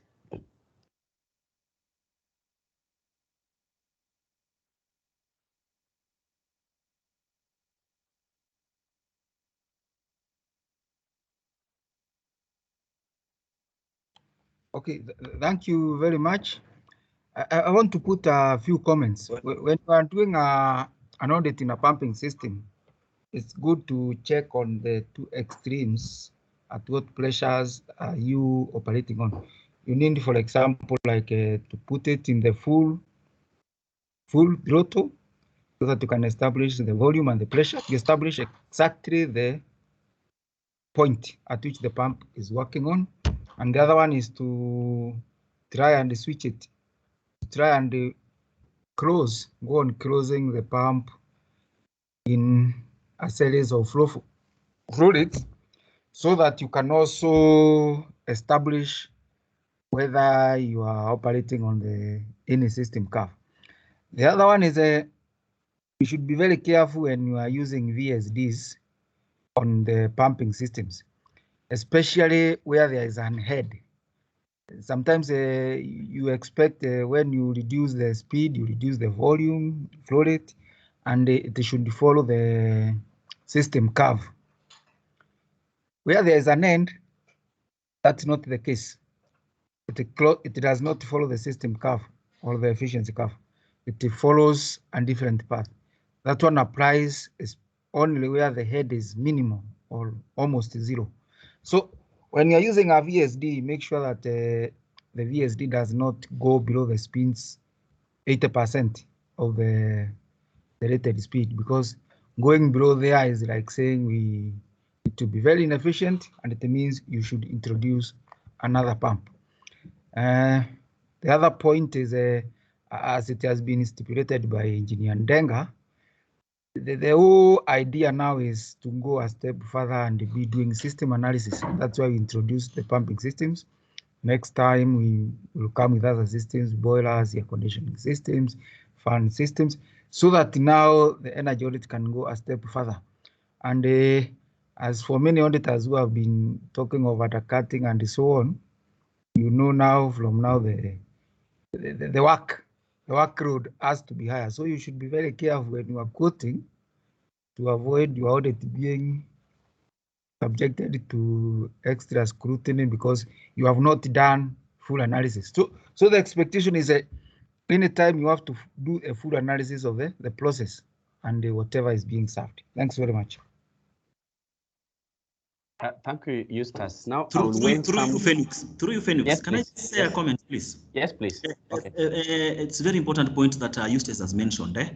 If a pump was not on the BEP in the first place, a VSD will never take it to the BEP. So it's very important that if the pump was not at the BEP in the first place, a VSD will never take it there. So when you're choosing the VSD, you need to be careful. So if it wasn't there, the VSD will not take it there. But if it was there, then you can use a VSD to vary your flows. Thank you. Thank you. I see Ben Blasto has a question. Ben Blasto operates works at Coco Networks, and he's been dealing with pumps there. I'm sure he could be having issues that Dan Denga can assist him even off this meeting. So Ben Blasto, please raise your point. Okay, thanks for Engineer Dan for the good presentation. First, I have one question. Changes in fluid parameters, can they affect the BP of a pump? Two, can you expand more on the BP in relation to when you are operating multiple of pumps like in series and parallel? Can they have effects on these things? For the presentation again. Okay, Dan, please. Okay, I'll take the second one. He will just clarify about the first one a little bit. But yes, so if pumps are operating in parallel or series, I mean, so it depends with what you normally want to get. If you're putting pumps in parallel, then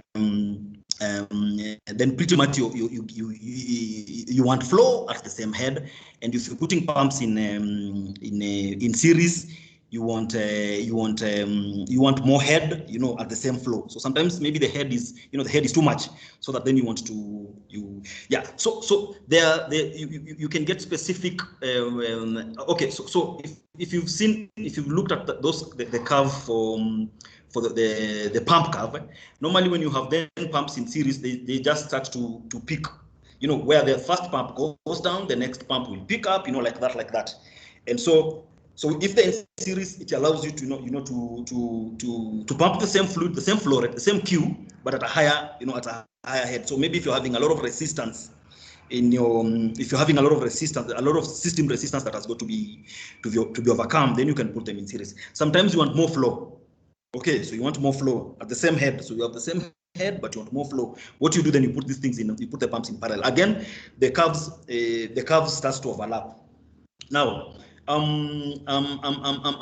so with you can actually get. So there are guys who can give you pump curve. As I said, pump curve come from the manufacturers. There are the manufacturers who can give you pump curves for series pumps. If you look at one of those pumps that I shared with you there, like the 8-stage pump, that is actually a it's like a pump in series. It's 8 stages. It's like 8 impellers, It's like pumps in series. But if you look at the curve that was coming out, it's actually one curve. So the manufacturer is able to tell you, if you're going to operate these pumps in series, this is how the curve will look like. And so from your system curve, this is where they'll intersect. If you're going to run them in parallel, whereby you want more flow out, again, you're able to know this is how the curve will look like. Now, in terms of the fluid parameters, yes, fluid parameters affect the pump performance. Now, in the first equation I shared with you was on the Navier-Stokes. The last equation is actually on the last part of the equation on the fluid forces is actually the viscous forces, or the viscous. Now, this viscous, if you look at the definition of viscosity, I mean, viscosity is a function of pressure, temperature, concentration, all these other forces then come in. So if you're getting different, in fact, the computation I gave you there was assuming, the viscosity of water is, I think, should be 1 centistock. That is why you don't see it in that equation. But yes, once the physical properties of this fluid start changing, it affects the pumping, and it even affects the selection of the pump. If I'm going to pump non-Newtonian fluids, for example, the fluids that I could, I mean, if you look at your definition of a fluid, if you look at the definition of a fluid, stress and strain forces. If I'm applying a force on the fluid, and it is not changing, you find that affect how the selection of the pump. So if I'm pumping HF4 fuel, for example, and I'm pumping diesel, for example, the choice of pump could be even different. I could end up choosing a positive displacement pump for that one and a centrifugal pump for this other. So yes, fluid properties affect performance of selection of pump, and then next it affects performance of those cars. I hope I was clear, Ben Blasto. If not, I'm happy to take it off the line and discuss it. Okay, fine, Dan. That was an elaborate. I don't know if Eustace has something to add on the concept of fluid property. Eustace, please.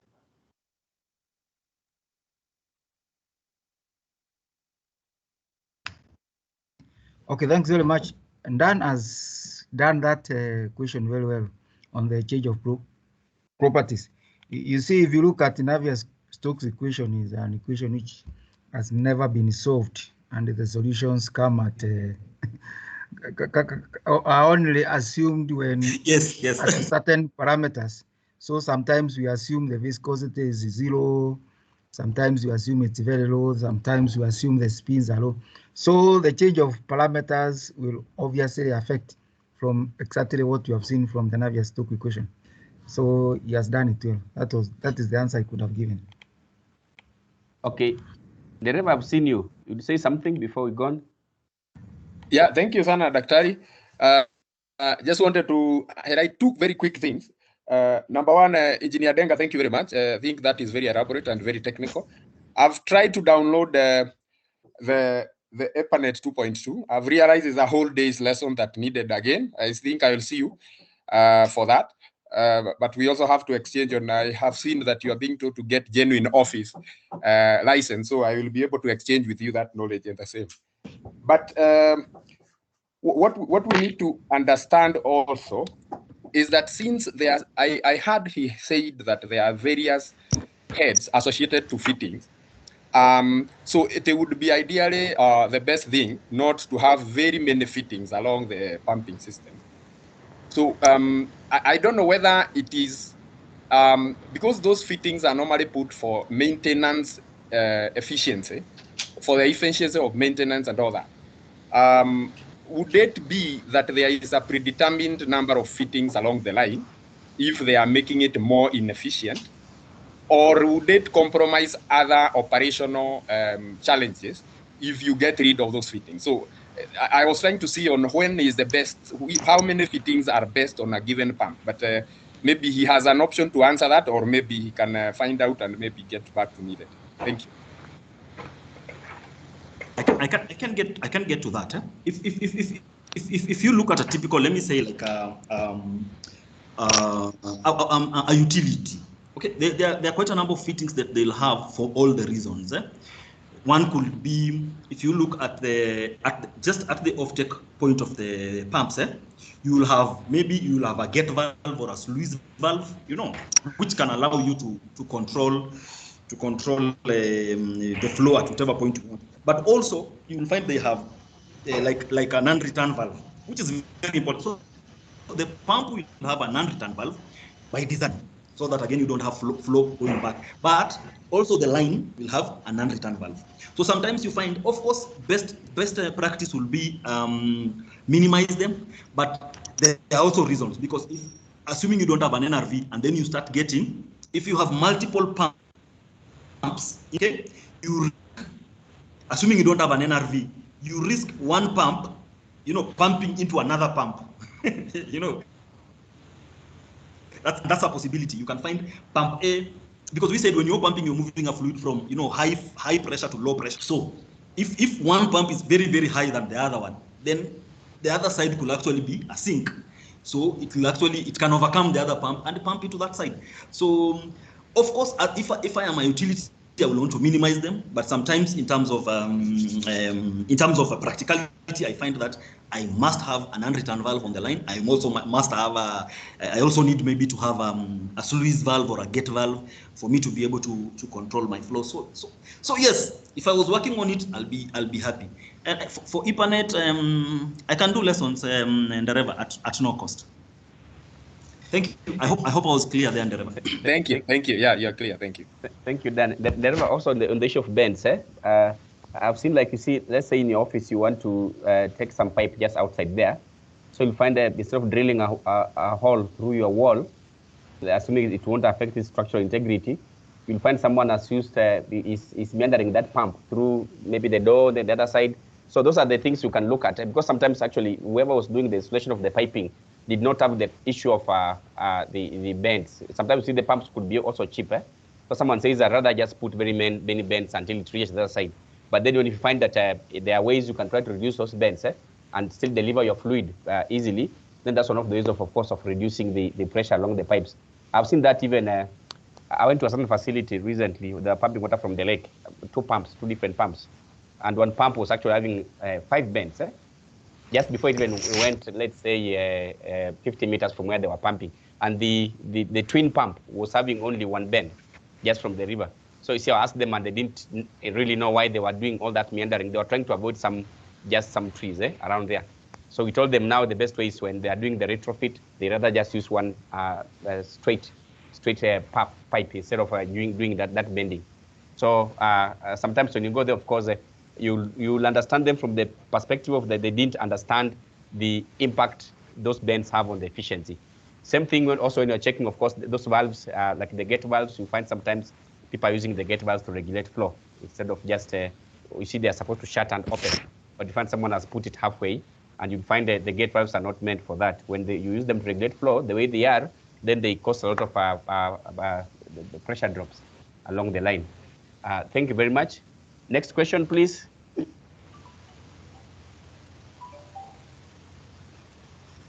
Hello. Engineer Lagat, please, your comment is welcome. Yeah, it's just a comment. I think the presentation about pumps was quite impressive, but was still on the change in parameters. Still on the change in parameters, specifically where we have steam applications. The experience we've had, or personally, which I've had myself, is in our first round of energy audits, we would recommend upgrade of pumps, say from CR10 to CR15 or 16. Then once we upgrade, then we start experiencing cavitation and pump failure due to cavitation. On further research, I found that once you upgrade a pump, you need also to upgrade the suction head by elevating, say, the makeup water tank, which most establishments don't do. Because the moment you increase the pump capacity, the suction head demand for that pump goes up. If you use the existing suction head with a temperature of, say, 80 to 90 degrees, at the suction head, that becomes steam, and that what causes cavitation. So as in our energy audits, most probably should be. Thank you, Engineer. Can I say something about that through you, Phoenix? Yes, please. Okay, so what you're saying, Engineer, is very important. And when you're selecting pump, the NPSH available is also a parameter, and very important parameter. And especially for boiler pumps, because then, or for pumps that are, pumps that are working on high temperature fluids. Because as I mentioned to you, what causes cavitation is that it's boiling. I mean, I'm just trying to simplify it. It's boiling. So if you're having boiling occurring, it means you're getting pressures being reduced.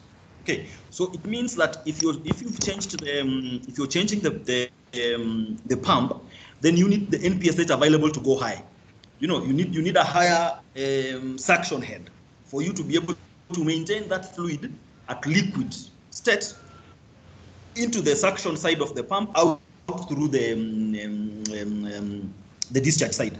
And so that is very important, by the way, especially when the fluid's temperature starts getting elevated, because once, like it's for water now, if you're at 80 and you are atmospheric, the chances of once the suction starts and pressure drops is very high. And if pressure drops, the chances that cavitation will occur is very possible. And if cavitation cavitation is occurring, then it starts pitching your impeller. So yes, I think that's a very good addition, Engineer, you put there. It's very important to look at the NPSH available or NPSH required once you've changed your pump, especially when the fluid is at elevated temperature. Thank you. Sure, thank you. Okay, thank you very much, Engineer. I think we'll take a 5-minute break. If there are no more questions, then we come back, we discuss on report writing, then we will end the webinar. So please take a 5-minute break. We'll come back at 11:16, then we pick from there.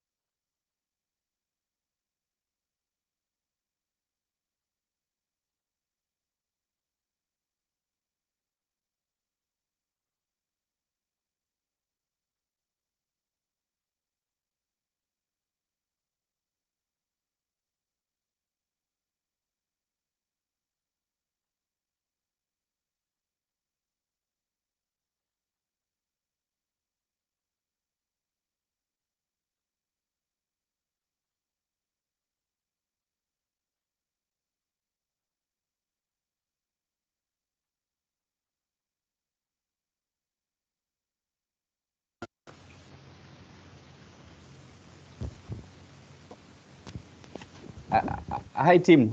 We are back. Please let us mute our microphones whenever we're not talking. Online meeting etiquette. Now, Dan, I hope you're still around, eh? Because I can see there are questions that have been asked here by Engineer Louis. Some people call him Louis. It's Louis Kabiru. Then Dennis Kariuki, my good friend. So, Dan.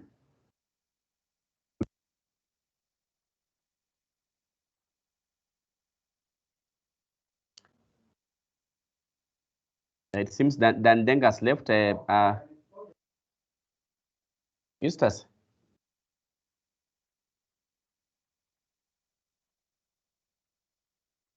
So Eustace will respond to these questions now that Dan Dengas left the meeting. Eustace, please. The first question on, can you expound on series and parallel configurations and the impact they have in the energy consumption? One of the things is in series connections, you want to increase the pressure of the fluid. And in that case, when you put two pumps in series, you know the energy is equal to pressure or head times volume. So whenever you increase the pressure, it automatically increases the energy consumption. On series, that is why sometimes you have pumps which are even online or customary built in series. That's what we have, the multi-stage pumps with several impellers. That is like having several pumps connected in series. And in this case, when you discover that your system needs to increase, you need to increase the pressure, it's better to go in the market and check a pump which can attain that pressure alone. Because if you install another pump, at times it will consume more energy. It will consume almost double because the two pumps will be running and the pressure will be the same. But if you have like one pump with a multi-stage pump, a multi-stage pump with several impellers connected in parallel, as you have in most pumps anyway, that is the way they achieve pressure, it will be better. So in simple, when you put two pumps in series, you increase the energy consumption from the mains. The other one is by Karaoke, which says, how do you investigate submersible pumps characteristics, such like vibrations and misalignment? In most cases, for big submersible pumps, you find they have been installed with a facility to be checking vibrations, which can be seen in the pipes. And if these vibrations exceed a certain level, you are probably bound to stop the pump. So you find some have a facility at the top to install. If the pump is misaligned, it will be reflected as vibrations. You know from the theory of vibrations, if something is misaligned, it means it is not balanced. So investigations of that can be done by having a vibrometer, accelerometer, we can call it a vibrometer. You put it at the pipe itself, where it is exciting. You can see the level of vibrations, and it will indicate. So it is because if the submersible pump sometimes, it is well suspended. The pipe which is delivering water is the one which is still suspending. And if it's vibrating, you can have a vibrometer and put it there. Probably you get the exceeding pipes. But for big submersible pumps, they come up with those facilities where you can even check them on the display. They have been well connected to check vibrations inside. I think my answer is sufficient. Thank you. I see Albert. Albert, please. Or was I seeing an old hand? Thanks, Phoenix. Yes. Yeah, so I just want to say I was going through some ASHRAE level 2 audit report. You know the way they do it in the US. and you find they have like a technical resource manual for some of these measures. So you're not going to discover anything new under the sun.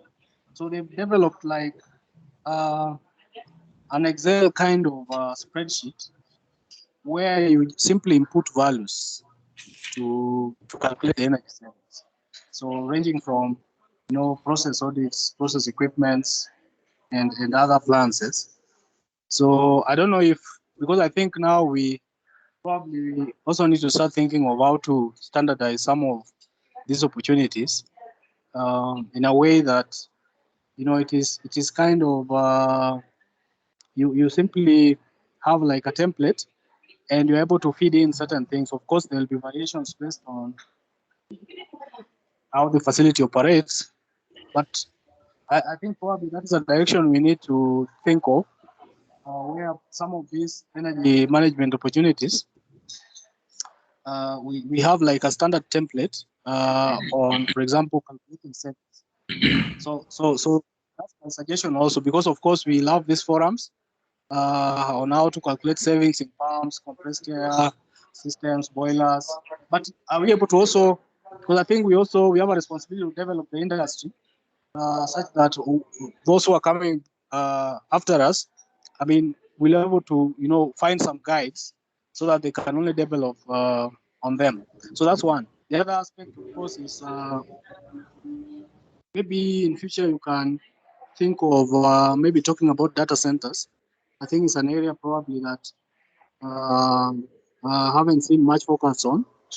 So from a regulator, probably you might look for a resource who is knowledgeable in that area now, probably to just talk about it and the opportunities that exist in that area, so that for the benefit of other auditors and the public, of course. So thank you very much. Okay, thank you, Albert, for that comment. Eustace is here. I think he'll respond to the comment. Eustace, please. I think that's a good idea.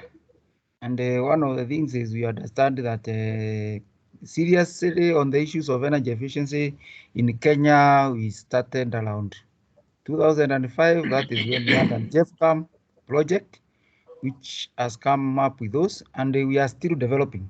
If you look at the US on energy efficiencies, they started early above in 1970, and that is why they have been able to come with those data on how to do some of these savings. So for you to come up with something like that of the US has done, it requires you now as experts, as energy auditors, to be able to publish the observations you have seen in some of these issues, what you have seen working good, what you have seen better. If we can be able to publish it and analyze it, it's very easy, like through your associations. That's why you should invest sometimes, because that's why US has come up with that. Because if you look at the data on air conditioning and refrigeration, heating, and so on, we have the OASHLE, which is a private body, members club of air conditioning and refrigeration engineers, who have come up with the data and developed these guidelines. It is easy, but the regulator alone cannot do that. And where I sit now, I cannot point to any Kenyan consultant who can do that. We cannot, we don't have an expert from outside who can do that for Kenyans. But if the auditors and the associations come with experiences they have seen outside, publish them, and do presentations on them, we can compare them and probably come up with some things. If you have been auditing boilers and you have seen this and these works, because it is very difficult to generalize everything. You find a boiler working in a factory, in a given factory, the mode of operation is very different from a given factory. And that is why we are emphasizing so much on the system audit, because kind of recommendations you make in boiler steam systems, probably in in a food processing factory where we are, say, doing oil refinery, it's very different from a situation where you are using it for like heating purposes, where you are drying and so on. So that's why, and if you look at the US, for example, it's very distinct. Boilers for room heating, boiler steam systems for food processing and so on. So we require that data from energy auditors. So once you start doing this process audits, the results you get can easily be published and you can get that one very easily. But where you are, if somebody cheats you, you can use that one of America to come with recommendations in Kenya. Some people have tried that, but it ends up in a mess. That's why you have to do basic analysis from first principles. Thank you, Eustace. Maybe I will add on that point. I understand what Albert is saying. In my PhD thesis, I made in one of my objectives, I made such one deterministic model. Actually, those are just models. And the model will not assist you if you don't understand the process. That's one thing. If I gave you the model I developed, if you don't understand the nitty-gritty, the principles, that's the first principles of the system or the internal heat recovery system, you can't use that model. So, of course, we'll reach there. But as the Chinese used to say, for you to cross the river, you must feel the pebbles. So you must walk as you feel the pebbles. You can't jump from here and there and go the other end. I recall when calculators came to high school, I was telling my younger brother that it's not that you're going to do math any better. They told me, no, we'll get A's, but I told him, no, it doesn't mean if you have a calculator, then you understand math. Because see, those templates are just calculators, and the calculator needs someone who understands the stuff. So the thing is, of course, we need to understand the process first. It's not reinventing the wheel, but someone has to go understand the process. There is something we call the expertise that goes into the audit. That expertise cannot be substituted by those templates. If I gave that template to an amateur auditor, I will not do anything with it. So if we brought it together, say use this template, you'll still find mistakes for people who do not understand the system audit. So the primary thing is to understand the system audit first. After understanding the system audit, you can make your own templates, actually. Everyone makes his own template and uses it.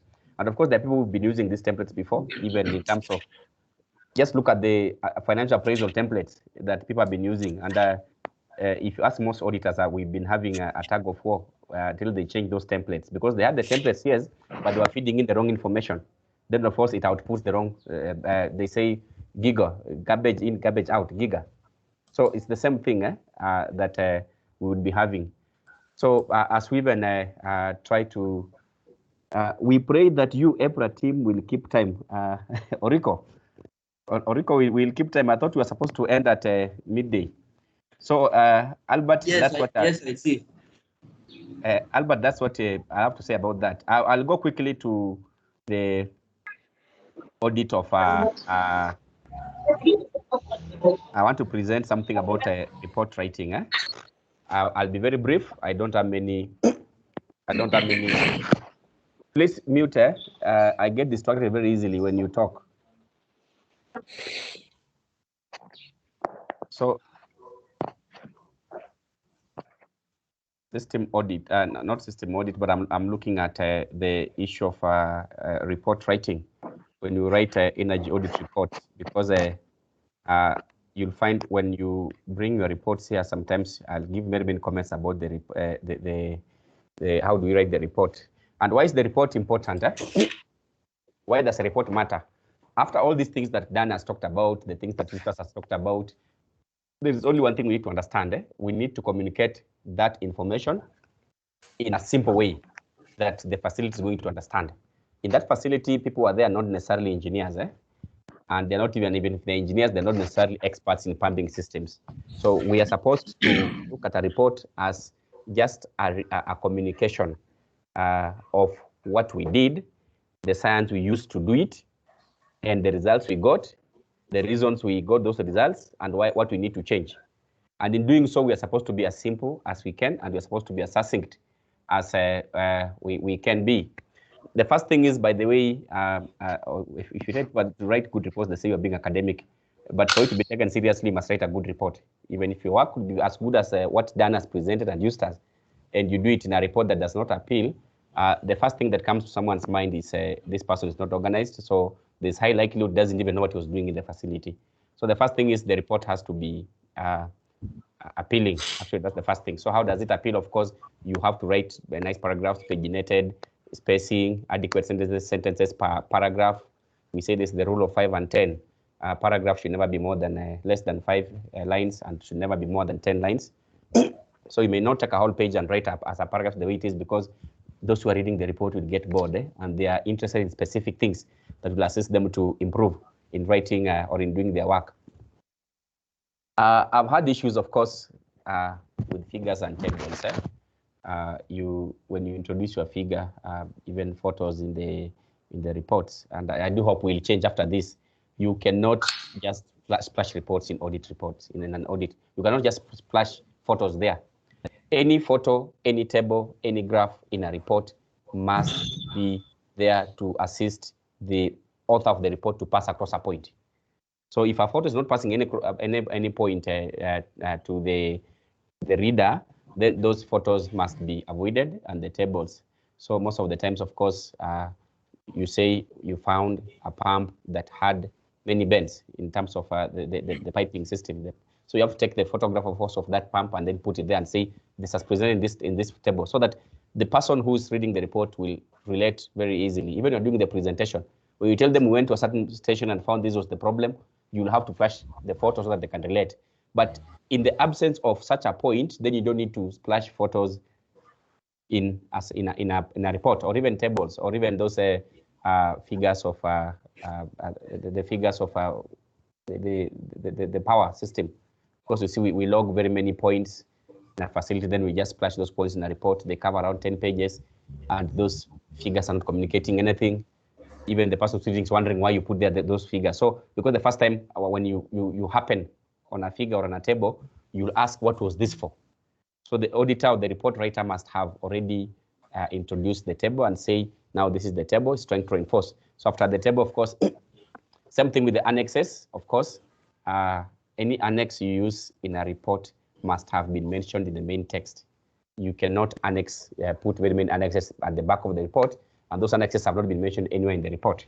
Because someone also wonders, why did you put those annexes there? What are they supposed to be there? So they're supposed to be reference points on which the report reader will use to understand further on the report. So actually, these things I'm mentioning are the things we've seen in reports here. Most of the times, you'll find someone has a page, a whole page. He starts at a topic at the middle of the page. The top page is blank. That's not the way we write. I'm sure all of us went through the university and did some term papers. There were ways we were supposed to write those reports, so that a page should always start from the top to the bottom and not bottom up. Then, of course, you can also not just have a page and have 2 lines there, and then you say you go to the next page. That, of course, now brings also issues in terms of someone taking you seriously. As I said, most of the times when you do these reports, we do them because we want to market ourselves. And sometimes there are these people who read these reports in some of these serious organizations. They don't just end up with the energy manager or the factory manager. You find even the CEO wants to read the report. So if they see a poor report in terms of format, they don't take you seriously. Maybe next time they would want to pay you the much money they paid you, and the concept of undercutting comes in. So, but what do we do in the introduction of a report? When you are, let's say we are doing audits. So the first thing is, why do we introduce a report? We need to introduce the reader to what we are doing in the whole work. And introduce the reader, of course, by describing the facility. There are few auditors who describe facilities in the introduction remarks. There is an audit you are doing here. I don't know if the owner is in this webinar, where we are being asked, this facility, does it produce sugar? Because you see, we were seeing now in the analysis, it talks about sugar. But then we check in the introduction, there's nothing about sugar. But when we call him, then he told us, yes, they have that jaggery. So, but if in the introduction you said the facility has 1, 2, 3, 4 processes, Then after saying those processes, you need to actually describe the energy consumption points in those processes. What most auditors do, they try to describe first the power system in the process. That Kenya Power comes here and then it divides the power and then it goes there. But that's not necessary. What's necessary actually most is from, even if it's a diagram, is from now the point where the energy is being consumed. So if it's a facility like Mumias Sugar, you need to say Mumias Sugar has, assuming it has woken up, Mumias Sugar has a refiner, has a distillery, then it has a sugar milling plant. The sugar milling plant, it has a boiler, it has these mills, then it has in the refinery, this is what it has these columns, and this is the energy it uses. So that it becomes easy for the person reading the report from there, that when you talk about other things, it becomes a bit easier to understand what you are doing. Of course, another thing is it assists even the auditor yourself to know if you have left out something when you're doing the analysis. So when you introduce it that way, you can at least follow it up to the end. Then, of course, some auditors just go to the website of these facilities and pick their marketing language and put in the report. Of course, you don't need that.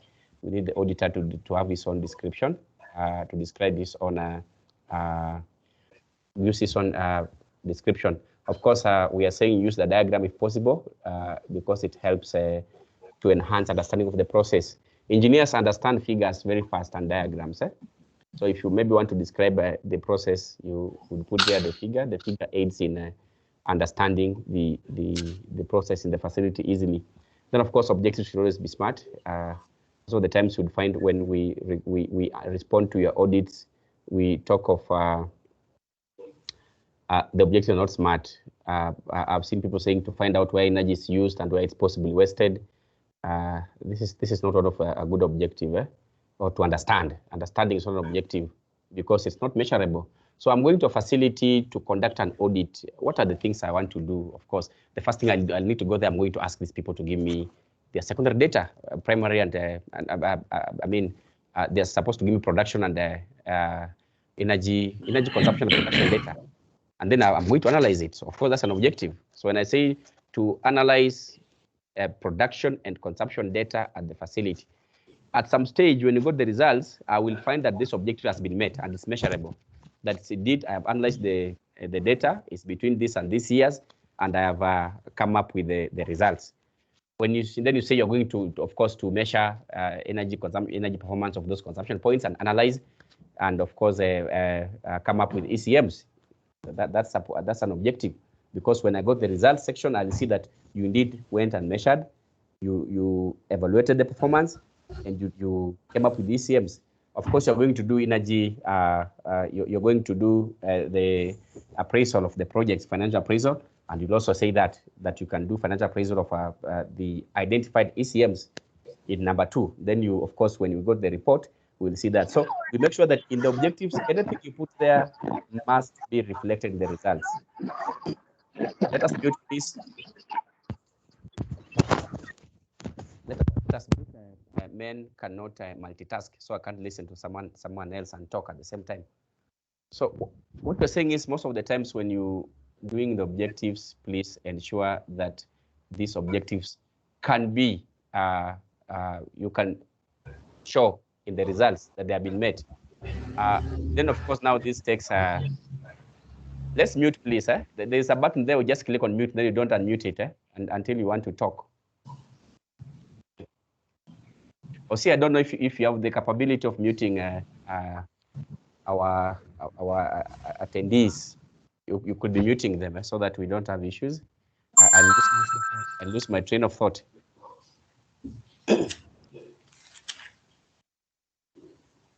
So we have said now, please, when you're doing objectives, sit down, type the objectives. There are only 4 or 5. You don't copy paste, because when you copy paste, you find someone saying we will go to analyze performance of the air conditioners because he took it from a different report. And when you check the findings, there is no air conditioner anywhere in that finding. So of course, EPRA, in their own wisdom, they reject such an audit, thinking that this person copied somewhere. If we accept such an audit, it means we are agreeing with the way you did your work, which is not the correct way. So objectives are very simple. Just type them down. They're always 4 or 5. It's easy to type them so that you don't take another report. Of course, this work we are paid. do it, the auditors. So you should also take some pain of writing, and we don't delegate the work to other people, because at the end of the day, the licensed auditor takes the primary responsibility. So even when we communicate to you and tell you, please talk to your team, I'm talking to you directly because you take the ultimate responsibility for the work. It's important also when even give people to assist us this work, we read through slowly so that we make sure it doesn't embarrass us, because those reports stay in those facilities for many years, and someone comes and reads and discovers this audit was done by Fenwick's, and they say they have lost respect for you because you didn't do a proper job in terms of doing the objectives. So we are looking at methods and materials. Some people tell me it's methodology. Others say it's methods. Methodology is when you're trying to describe the method itself. So I prefer methods and materials. What problem have we seen methods and materials is we've seen auditors trying to copy paste this information from somewhere else. Like let's say auditing of a boiler, you see they say here someone is supposed to do this, you are supposed to do this, but that's not a method. A method is you are stating what you did. So you say for the audit team to achieve the objectives, the following methods were used. One, the audit team went to the boiler and they did the flue gas analysis. The one the driver is objected. Yeah. Ingani lagi kita sas pakai sas hotel ngonywa. Ngamun iwendi jirani agbe na misi na madari. So you see, we say this audit team went to the facility and conducted flue gas test. Then after the flue gas test, this was computed, the efficiency was computed. So you cannot copy paste, you cannot be suggestive. You need to say exactly what you did, because as you can see, we're talking about the issue of reproducibility in research, such that if I go there to do the same work, I should follow the method you used and get results that are almost the same or similar to what you got. So you also present equipment that you used. Please do not present equipment you've not used. Copy pasting is also a big problem here. You said you use a flue gas analyzer. We check in the results. There is nothing in terms of flue gas analysis. You said you use infrared or that thermal imaging camera. We check in the results. We don't see any results in terms of thermal imaging of the thermal or the thermofluid equipment there. Then of course the error analysis. I said we'll take time to discuss error analysis. Maybe before the year ends, we'll discuss how we do error analysis, both experimental and measurement aspects, because mostly what you do in those reports, we just present the equipment error that was reported from the manufacturer, but that's not error analysis actually. In real sense, you are supposed to tell us what the results you have, the error they have, overall error. So we will one day do a presentation on error analysis. We used to do these things in the lab. I think engineers have just forgotten, but when we used to do those labs in Chiromo or whichever lab for physics and chemistry in first year, there were those topics on error analysis where you are now looking at the experimental error and the measurement error, so that you come up with a combined overall error for your study. So this was supposed to come out clearly. We will not be very hard on this until we do our another webinar on error analysis, so that maybe. But as of now, of course, we would request auditors to read more about error analysis, so that when they are doing it, they can incorporate it in the methods and the material section.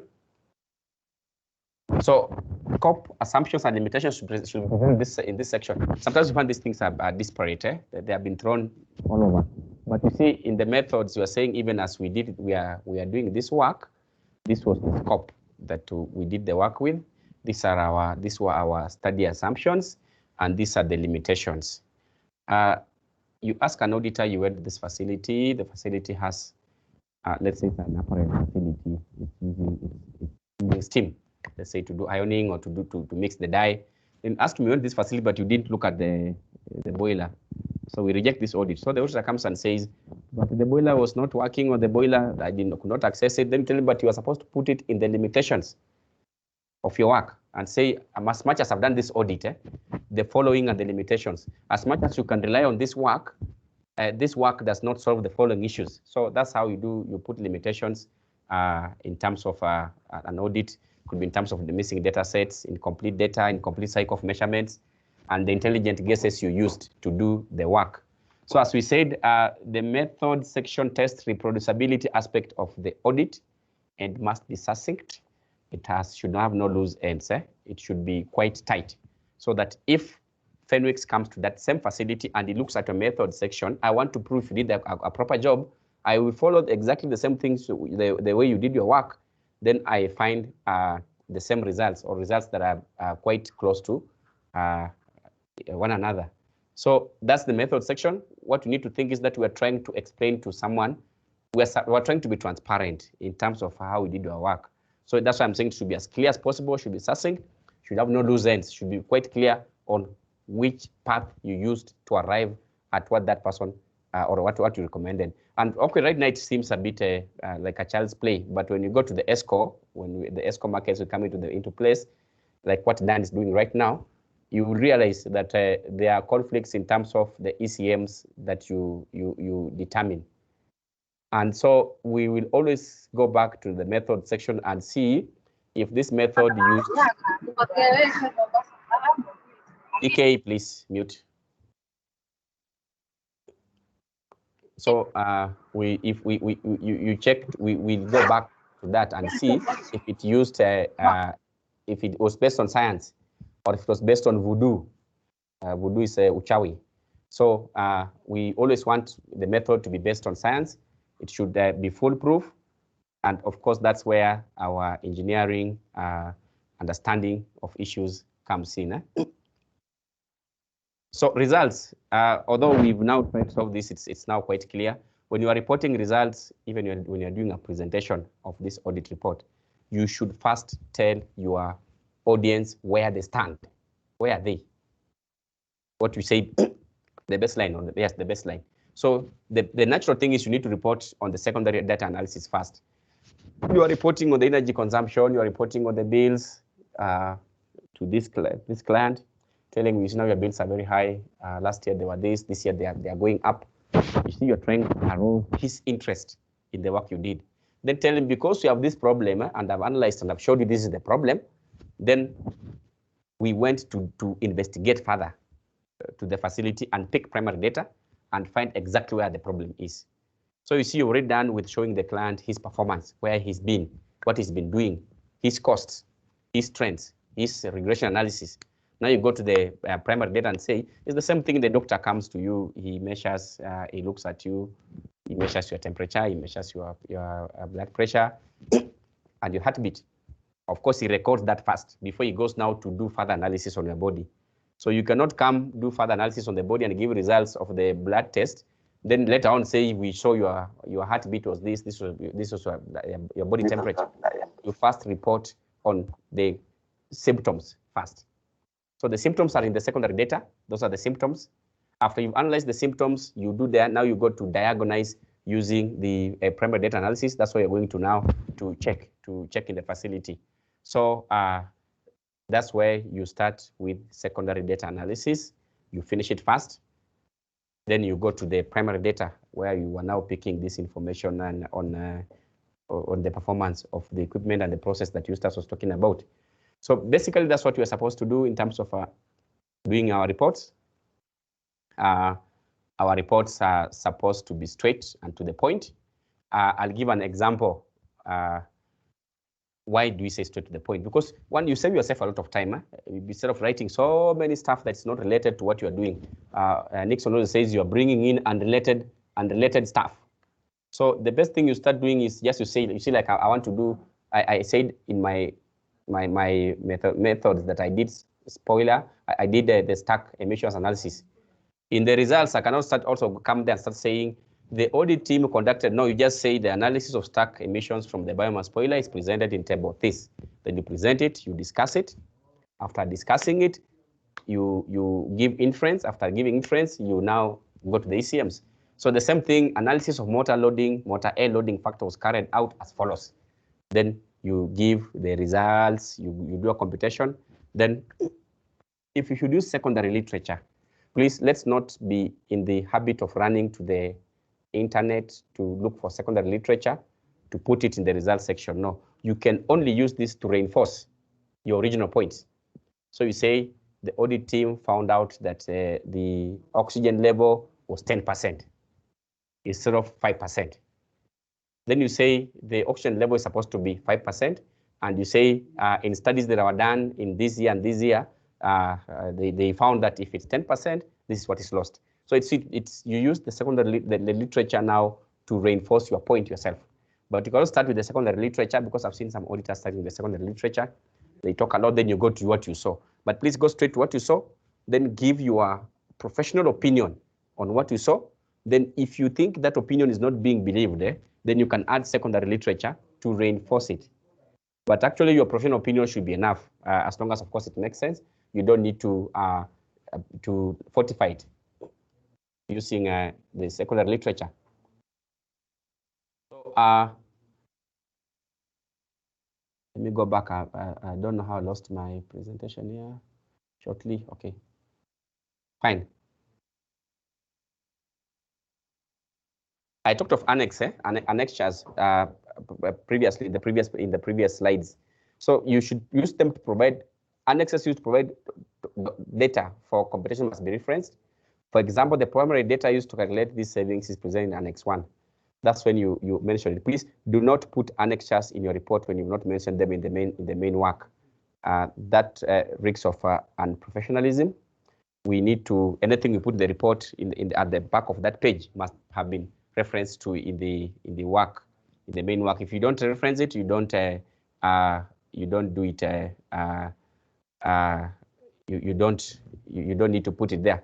So findings require inference. Describing them is not enough. For example, let's say I've presented energy consumption of a facility for the last 12 months, or EUI for facility in the last 12 months. Then I find some EUIs are quite low, others are high. So you see, the first thing I'm supposed to say as presented or as shown in the figure, the EUI for month 1, 2, 3 are low. That's describing. Anyone can do that, including a very serious Form 2 physics student. You can do that. But then where do you get our auditors in? Our auditor comes in to make an inference. Now he's using the knowledge he has obtained as an energy auditor and his experience. Then he says, whenever an EUI is this poor, it could be as a result of maybe low production volumes. Then you say, because of the low production volumes, the base load now consumes a lot in reference to the production. I'm sure you, my friend Dereva, saw what was being presented about us as the price of energy from a certain IPP, which was so high because of the issue of the base load and the issue of now the exact production. So it's the same thing. Of course, someone has to come there and now describe and make inference and say, because of this, it's because of the base load. And now that means that this base load has to be managed well.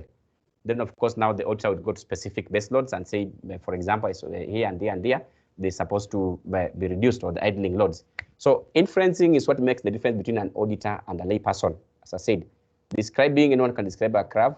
If you give anyone, even in high school, they can describe it. But after describing it, you now need to ask exactly what is it that people are seeing there. So how do you invite to make sure that it now brings in your understanding? So we also talk of succinct approaches in ECMs. It's very simple. You don't burden the reader with a lot of information. You report the consumption point you saw, the opportunity you discovered, and the ECM that was supposed to be done. Then you go straight to compute the savings. Most of the times, please, we endeavor to use primary data. Use of percentage quoted in the books could mislead sometimes. I've seen that people use, especially they use this issue of the air curtains. You find someone's quoting a paper, and then, of course, because I like reading, I go to look for that paper, and I find that paper was talking about air curtains in a mall, in a desert somewhere in California or in Texas. And this person is now using it to compute savings on air curtains in a small cold room in Kenya. So see, that's the danger of trying to use percentages. It's the same thing Eustace has been talking about when we talk about templates. You can only use those templates if you understand what's going on, the science behind the energy consumption and energy efficiency. The same with these other savings. And whenever you use templates, because of course you can't do the measurements or you can't do enough simulations, you are supposed to quote the correct paper. You can't just Google anything because these percentages are always contextual. They are different to different facilities and different applications. So thank you very much, auditors, for paying attention to that long presentation. We always say quality audit, prosperous auditors. We'll welcome questions, and I'll stop sharing this, of course.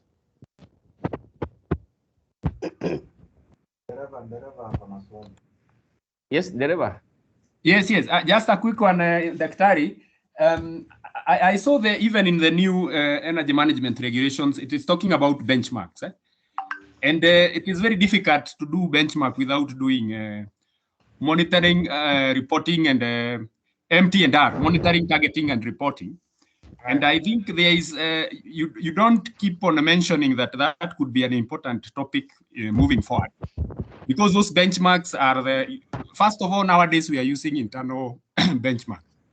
But there are times that we are likely to use the national benchmarks. So unless we first establish the internal benchmarks for the various facilities so that we can find an average or an agreement on an agreed figure, that might give us a challenge for the next maybe 5 years if we don't start targeting doing that early enough. So I'm just trying to propose that maybe within the arrangements you are having as an authority, you can arrange on trying to also tell us more about how to get internal benchmarks. Thank you.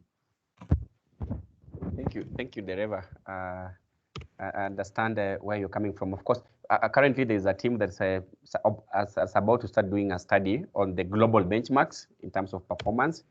It's good. We have product-based benchmarks. That's the one our team is, the consultant is about to start doing. I don't know if the consultant is in this meeting today or he said not to come. Then, of course, we have the process-based benchmarks. Those are quite complex. Actually, they're in the facility now, the one you're talking about. Of course, something we'll have to look at probably in our next other webinars. We might discuss it. I've been telling some students to try and do even a study on that. Those who want to do a thesis, you can do a very good thesis in process-based benchmarks. So thank you very much, Dereva, for bringing that out. It is something we'll need to look at. In terms of monitoring and evaluation, monitoring and verification, of course, in the audit report, it's supposed to be there. We should also avoid, of course, the issue of just copy-pasting. I've had some wars with some auditors here. Our wars are very friendly, by the way. Please, if you're not an auditor, don't think we fight. Our wars are very friendly. We correct one another. So I've had wars with the auditors on the issue of like M&V plans, because some of them just copy and paste. And of course, even the implementation plans, I always told them, please put some spirit there so that the report doesn't have only the letter instead of having both the letter and the spirit. So there are things you're supposed to do when you're doing the report. Please make sure it has both the letter and the spirit. That's a language you use here in EPRA. When someone writes a bad report, tell them your report is lacking the spirit. So let us be putting the spirit and the letter in those reports so that we make sure it reflects on us. So that when I see the report, I see this report, this one is from Dandenga, or this report is from Moriko, because you know the way even you talk. But when you just pick reports and then you bungle them together, then you add some figures and you present to the facility, it gives us trouble. I don't know if there's another question.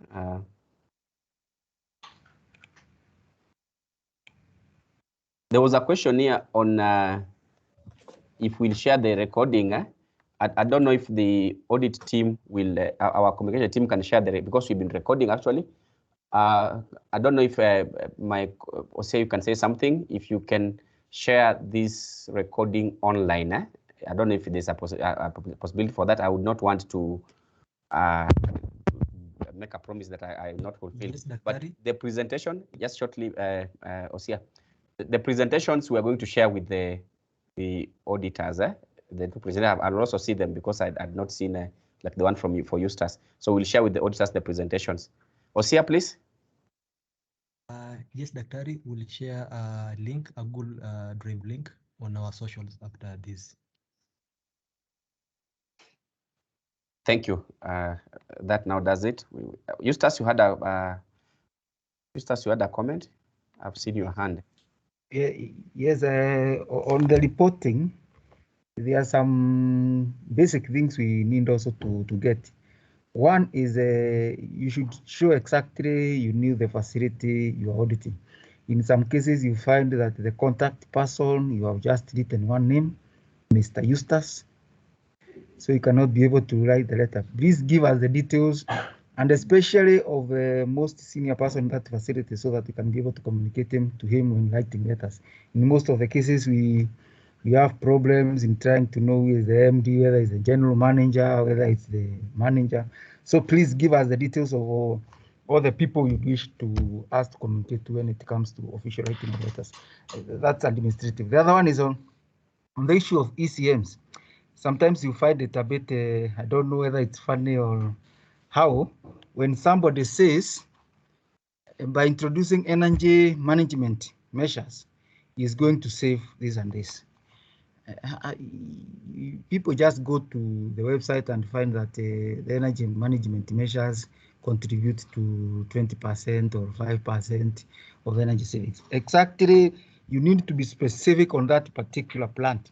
Which energy management measures are you talking about? Because energy management measures in a hotel is very different from energy management measures in a quarry or in a factory or even in a commercial building.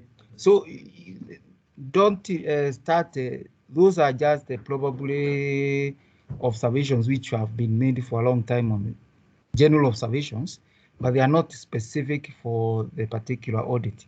So avoid that thing of introducing measurements and verification, you will save this amount of money. You have to say, what are they measuring? Are they measuring steams? Are they measuring water used? Are they measuring electricity used?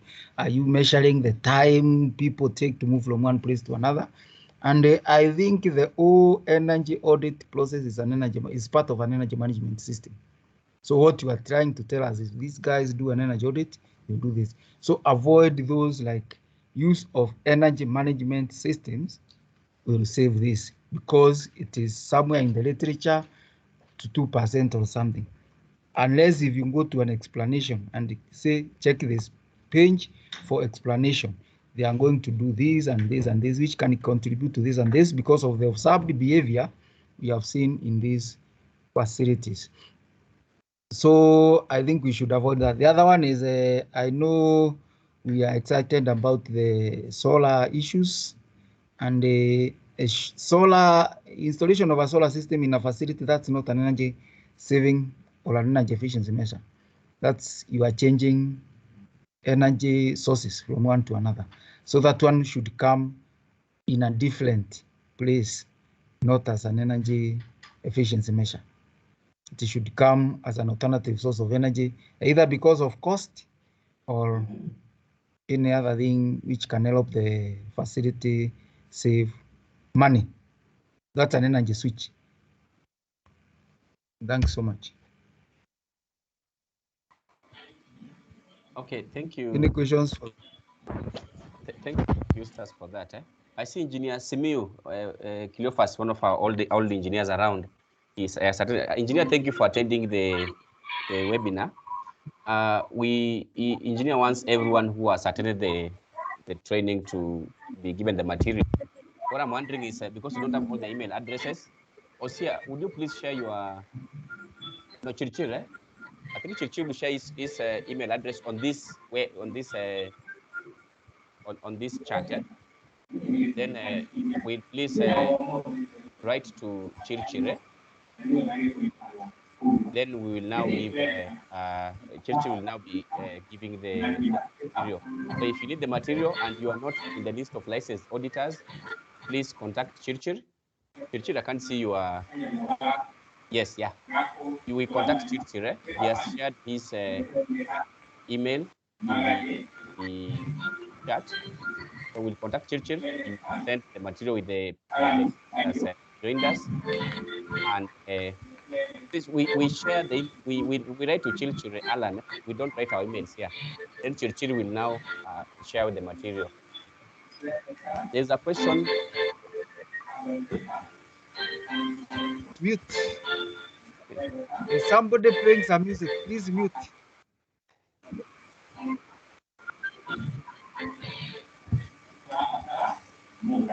DK, please mute. So there's a question here before we finish from Victoria Musila. She wants to become an energy auditor. Victoria, please also write your question to Chirchir. He will respond to you on because of time. He'll respond to you on the requirements for becoming an energy auditor. I will request if there is any other question from the audience, please you ask before we close our session. I don't know whether I can get another chance because please, no problem. Yes, I wanted to ask. EPRA. I have realized that we are having more and more new number of energy auditors, and you realize there are even some who had been licensed in 2012. Now they cannot be in the same league. I do not know how, even in the market, it should be understood or how they're going to catch up with the rest, because I know it's a challenge. What we are learning today, as an old energy auditor, I still see new things. And I have seen several other new things from Kempinski. I have seen others from Sarova Stanley, and the others now who came in now. So I don't know whether we will have another program of repeating or how they are going to catch up. But I know definitely it's going to be complicated. But on the same note, maybe I have seen lawyers like Grand Muller is going to charge more money than a new lawyer. So I don't know whether that can also apply, so that we can also give leeway to the new energy auditors coming in, such that if they charge like say 250,000, they will not be subjected to a lot of scrutiny as opposed to an old auditor. I mean, we should find a way of accommodating them moving forward. Otherwise, we can be too punitive and you reject their reports for like 10 times until they go back to what they were doing before. Thank you. Eustace will respond to that. I will not talk about it. Yeah, Deliver, you realize the way we license our energy auditors is a rigorous process. And one of them is currently you are supposed to have gone to the university or higher national diploma or higher diploma. Then you are supposed to have done either a master's or a certified energy manager. Then you are supposed to have done at least 5 energy audits. Within those 5 energy audits, you at least we assume you have learned a lot. The other one is we don't expect energy auditors to just sit down and assume because they are licensed, they know everything. The capacity building continues even with other associations and so on. And that is why in the new regulations, we are putting CBDs of the number of seminars, trainings you have gone about on the technology updates and so on. So you might find that you might fail to get licensed in the future if you don't have enough CBDs, especially for trainings. And that is to ensure that the auditors catch up with the rest. The other one is on the issue of, the other thing is that's why you should strengthen your professional associations so that they can be able to organize such things as much as possible, because the regulator will not be able to organize them as regularly as possible because there are other duties we are supposed to do. In fact, politely saying like these ones, we are doing it out of concern because we don't want the field to fail. The other thing is you realize you need a lot of training on the technology updates. You have to do that so much. You have to keep on reading and understanding these. You have to engage yourselves in seminars, workshops, and other trainings for them to catch up. But we are confident our way of licensing auditors is good. On the way of charging, in this field, you are not charging because you are older or new like the other. I know Grad Mola doesn't charge because he is older or experienced, but he is charging because he has proven that he has won several cases better. The same case with energy auditors. If you prove to the client that you did energy audit in this place, they have done implementation, they saved above beyond reproach, that is what is going to sell you. It doesn't matter how experienced or old you are, but the quality of the work and the results of energy audits in the facilities you have done. That is why you normally put, I've done audits in this place and this place and this place, so that these guys can be asked, what happened when the energy audits were done in your place? Were you comfortable? Have you implemented? Then there you can go ahead and charge as much as possible. The other one is even charging does not depend on the age. It depends on the quantity and the quantity of work you do in a facility. You can't go on charging a small facility because you are more experienced. You go on charging them millions of money, and yet they wouldn't even save that. The savings which will be accrued there cannot even pay the audit process. So you understand the dynamics of the business. It doesn't matter what is there, but it's the quality and the quantity of work what matters. Thanks. So thank you, Eustace, for that. I don't know, Nixon, I hope you're still in the meeting. You could be having something to add. I've also seen someone like Hasid here. Those are members of our department. I think auditors who interact with us know them. Hasid? I have nothing to add, Dr. Ali. Okay, fine. And the Nixon?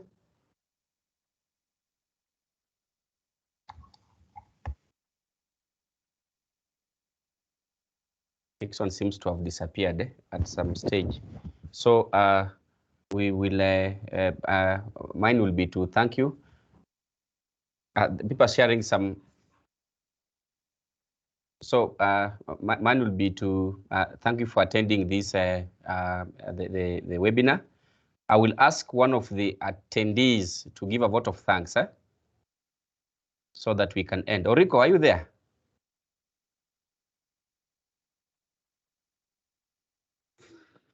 Yes, Fenwick.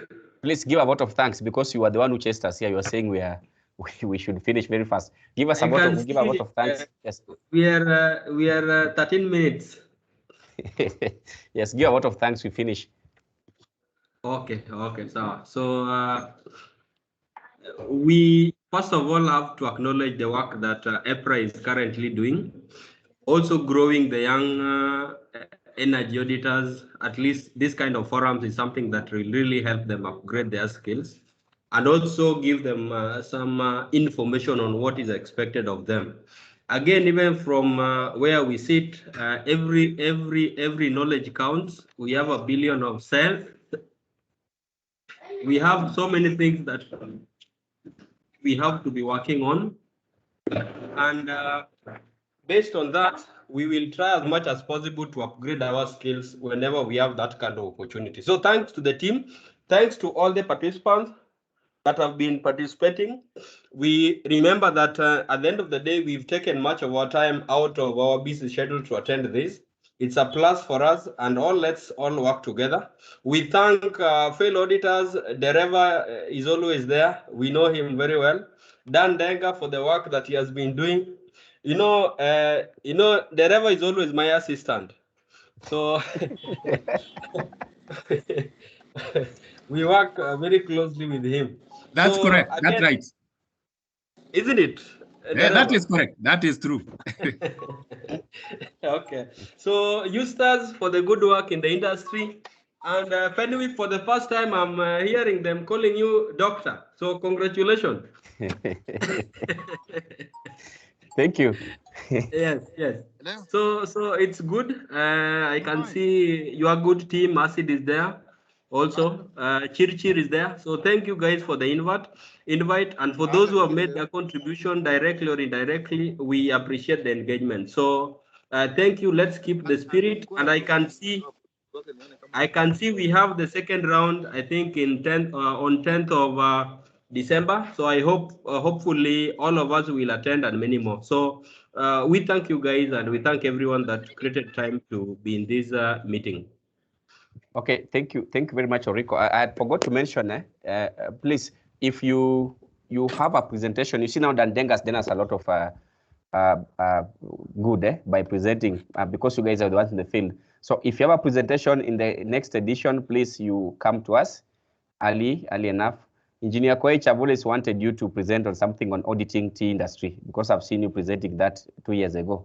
If you have that presentation, please come to us so that we can, on the 10th of December, we need to have a zero presence of EPRA staff doing a presentation here. We want the presentation to come from our auditors. With that, I'll ask Osia to pray for us. Yes? There's someone saying Songa Kidogo, I don't know where he is. But Osia, please, you can pray for us. Then we can call it a day. Yes, Daktari, let's believe and pray. Father God, in the mighty name of Jesus, we come before you this afternoon once again. Thank you, dear Lord, because when we started, we asked your Father for your guidance and your protection. Dear Lord, we have learned, we have heard. As we conclude this meeting, dear Lord, we just want to thank you for each and every energy auditor and aspiring candidates. May your Father be with us so that we are able to attain what we have learned today. For the rest of this week and the weekend, may Father be with us as we prepare to meet again on 10th of December. We shall remember to give you all the honor and the glory. In Jesus' name we pray. Amen. Thank you very much. Mute and say amen. Okay, amen. Eustace says all of us say amen before you go. Amen. Amen. Amen. Okay, bye guys. See you next. Amen. Hi, Okay. Engineer Daktari. Bye, bye, bye.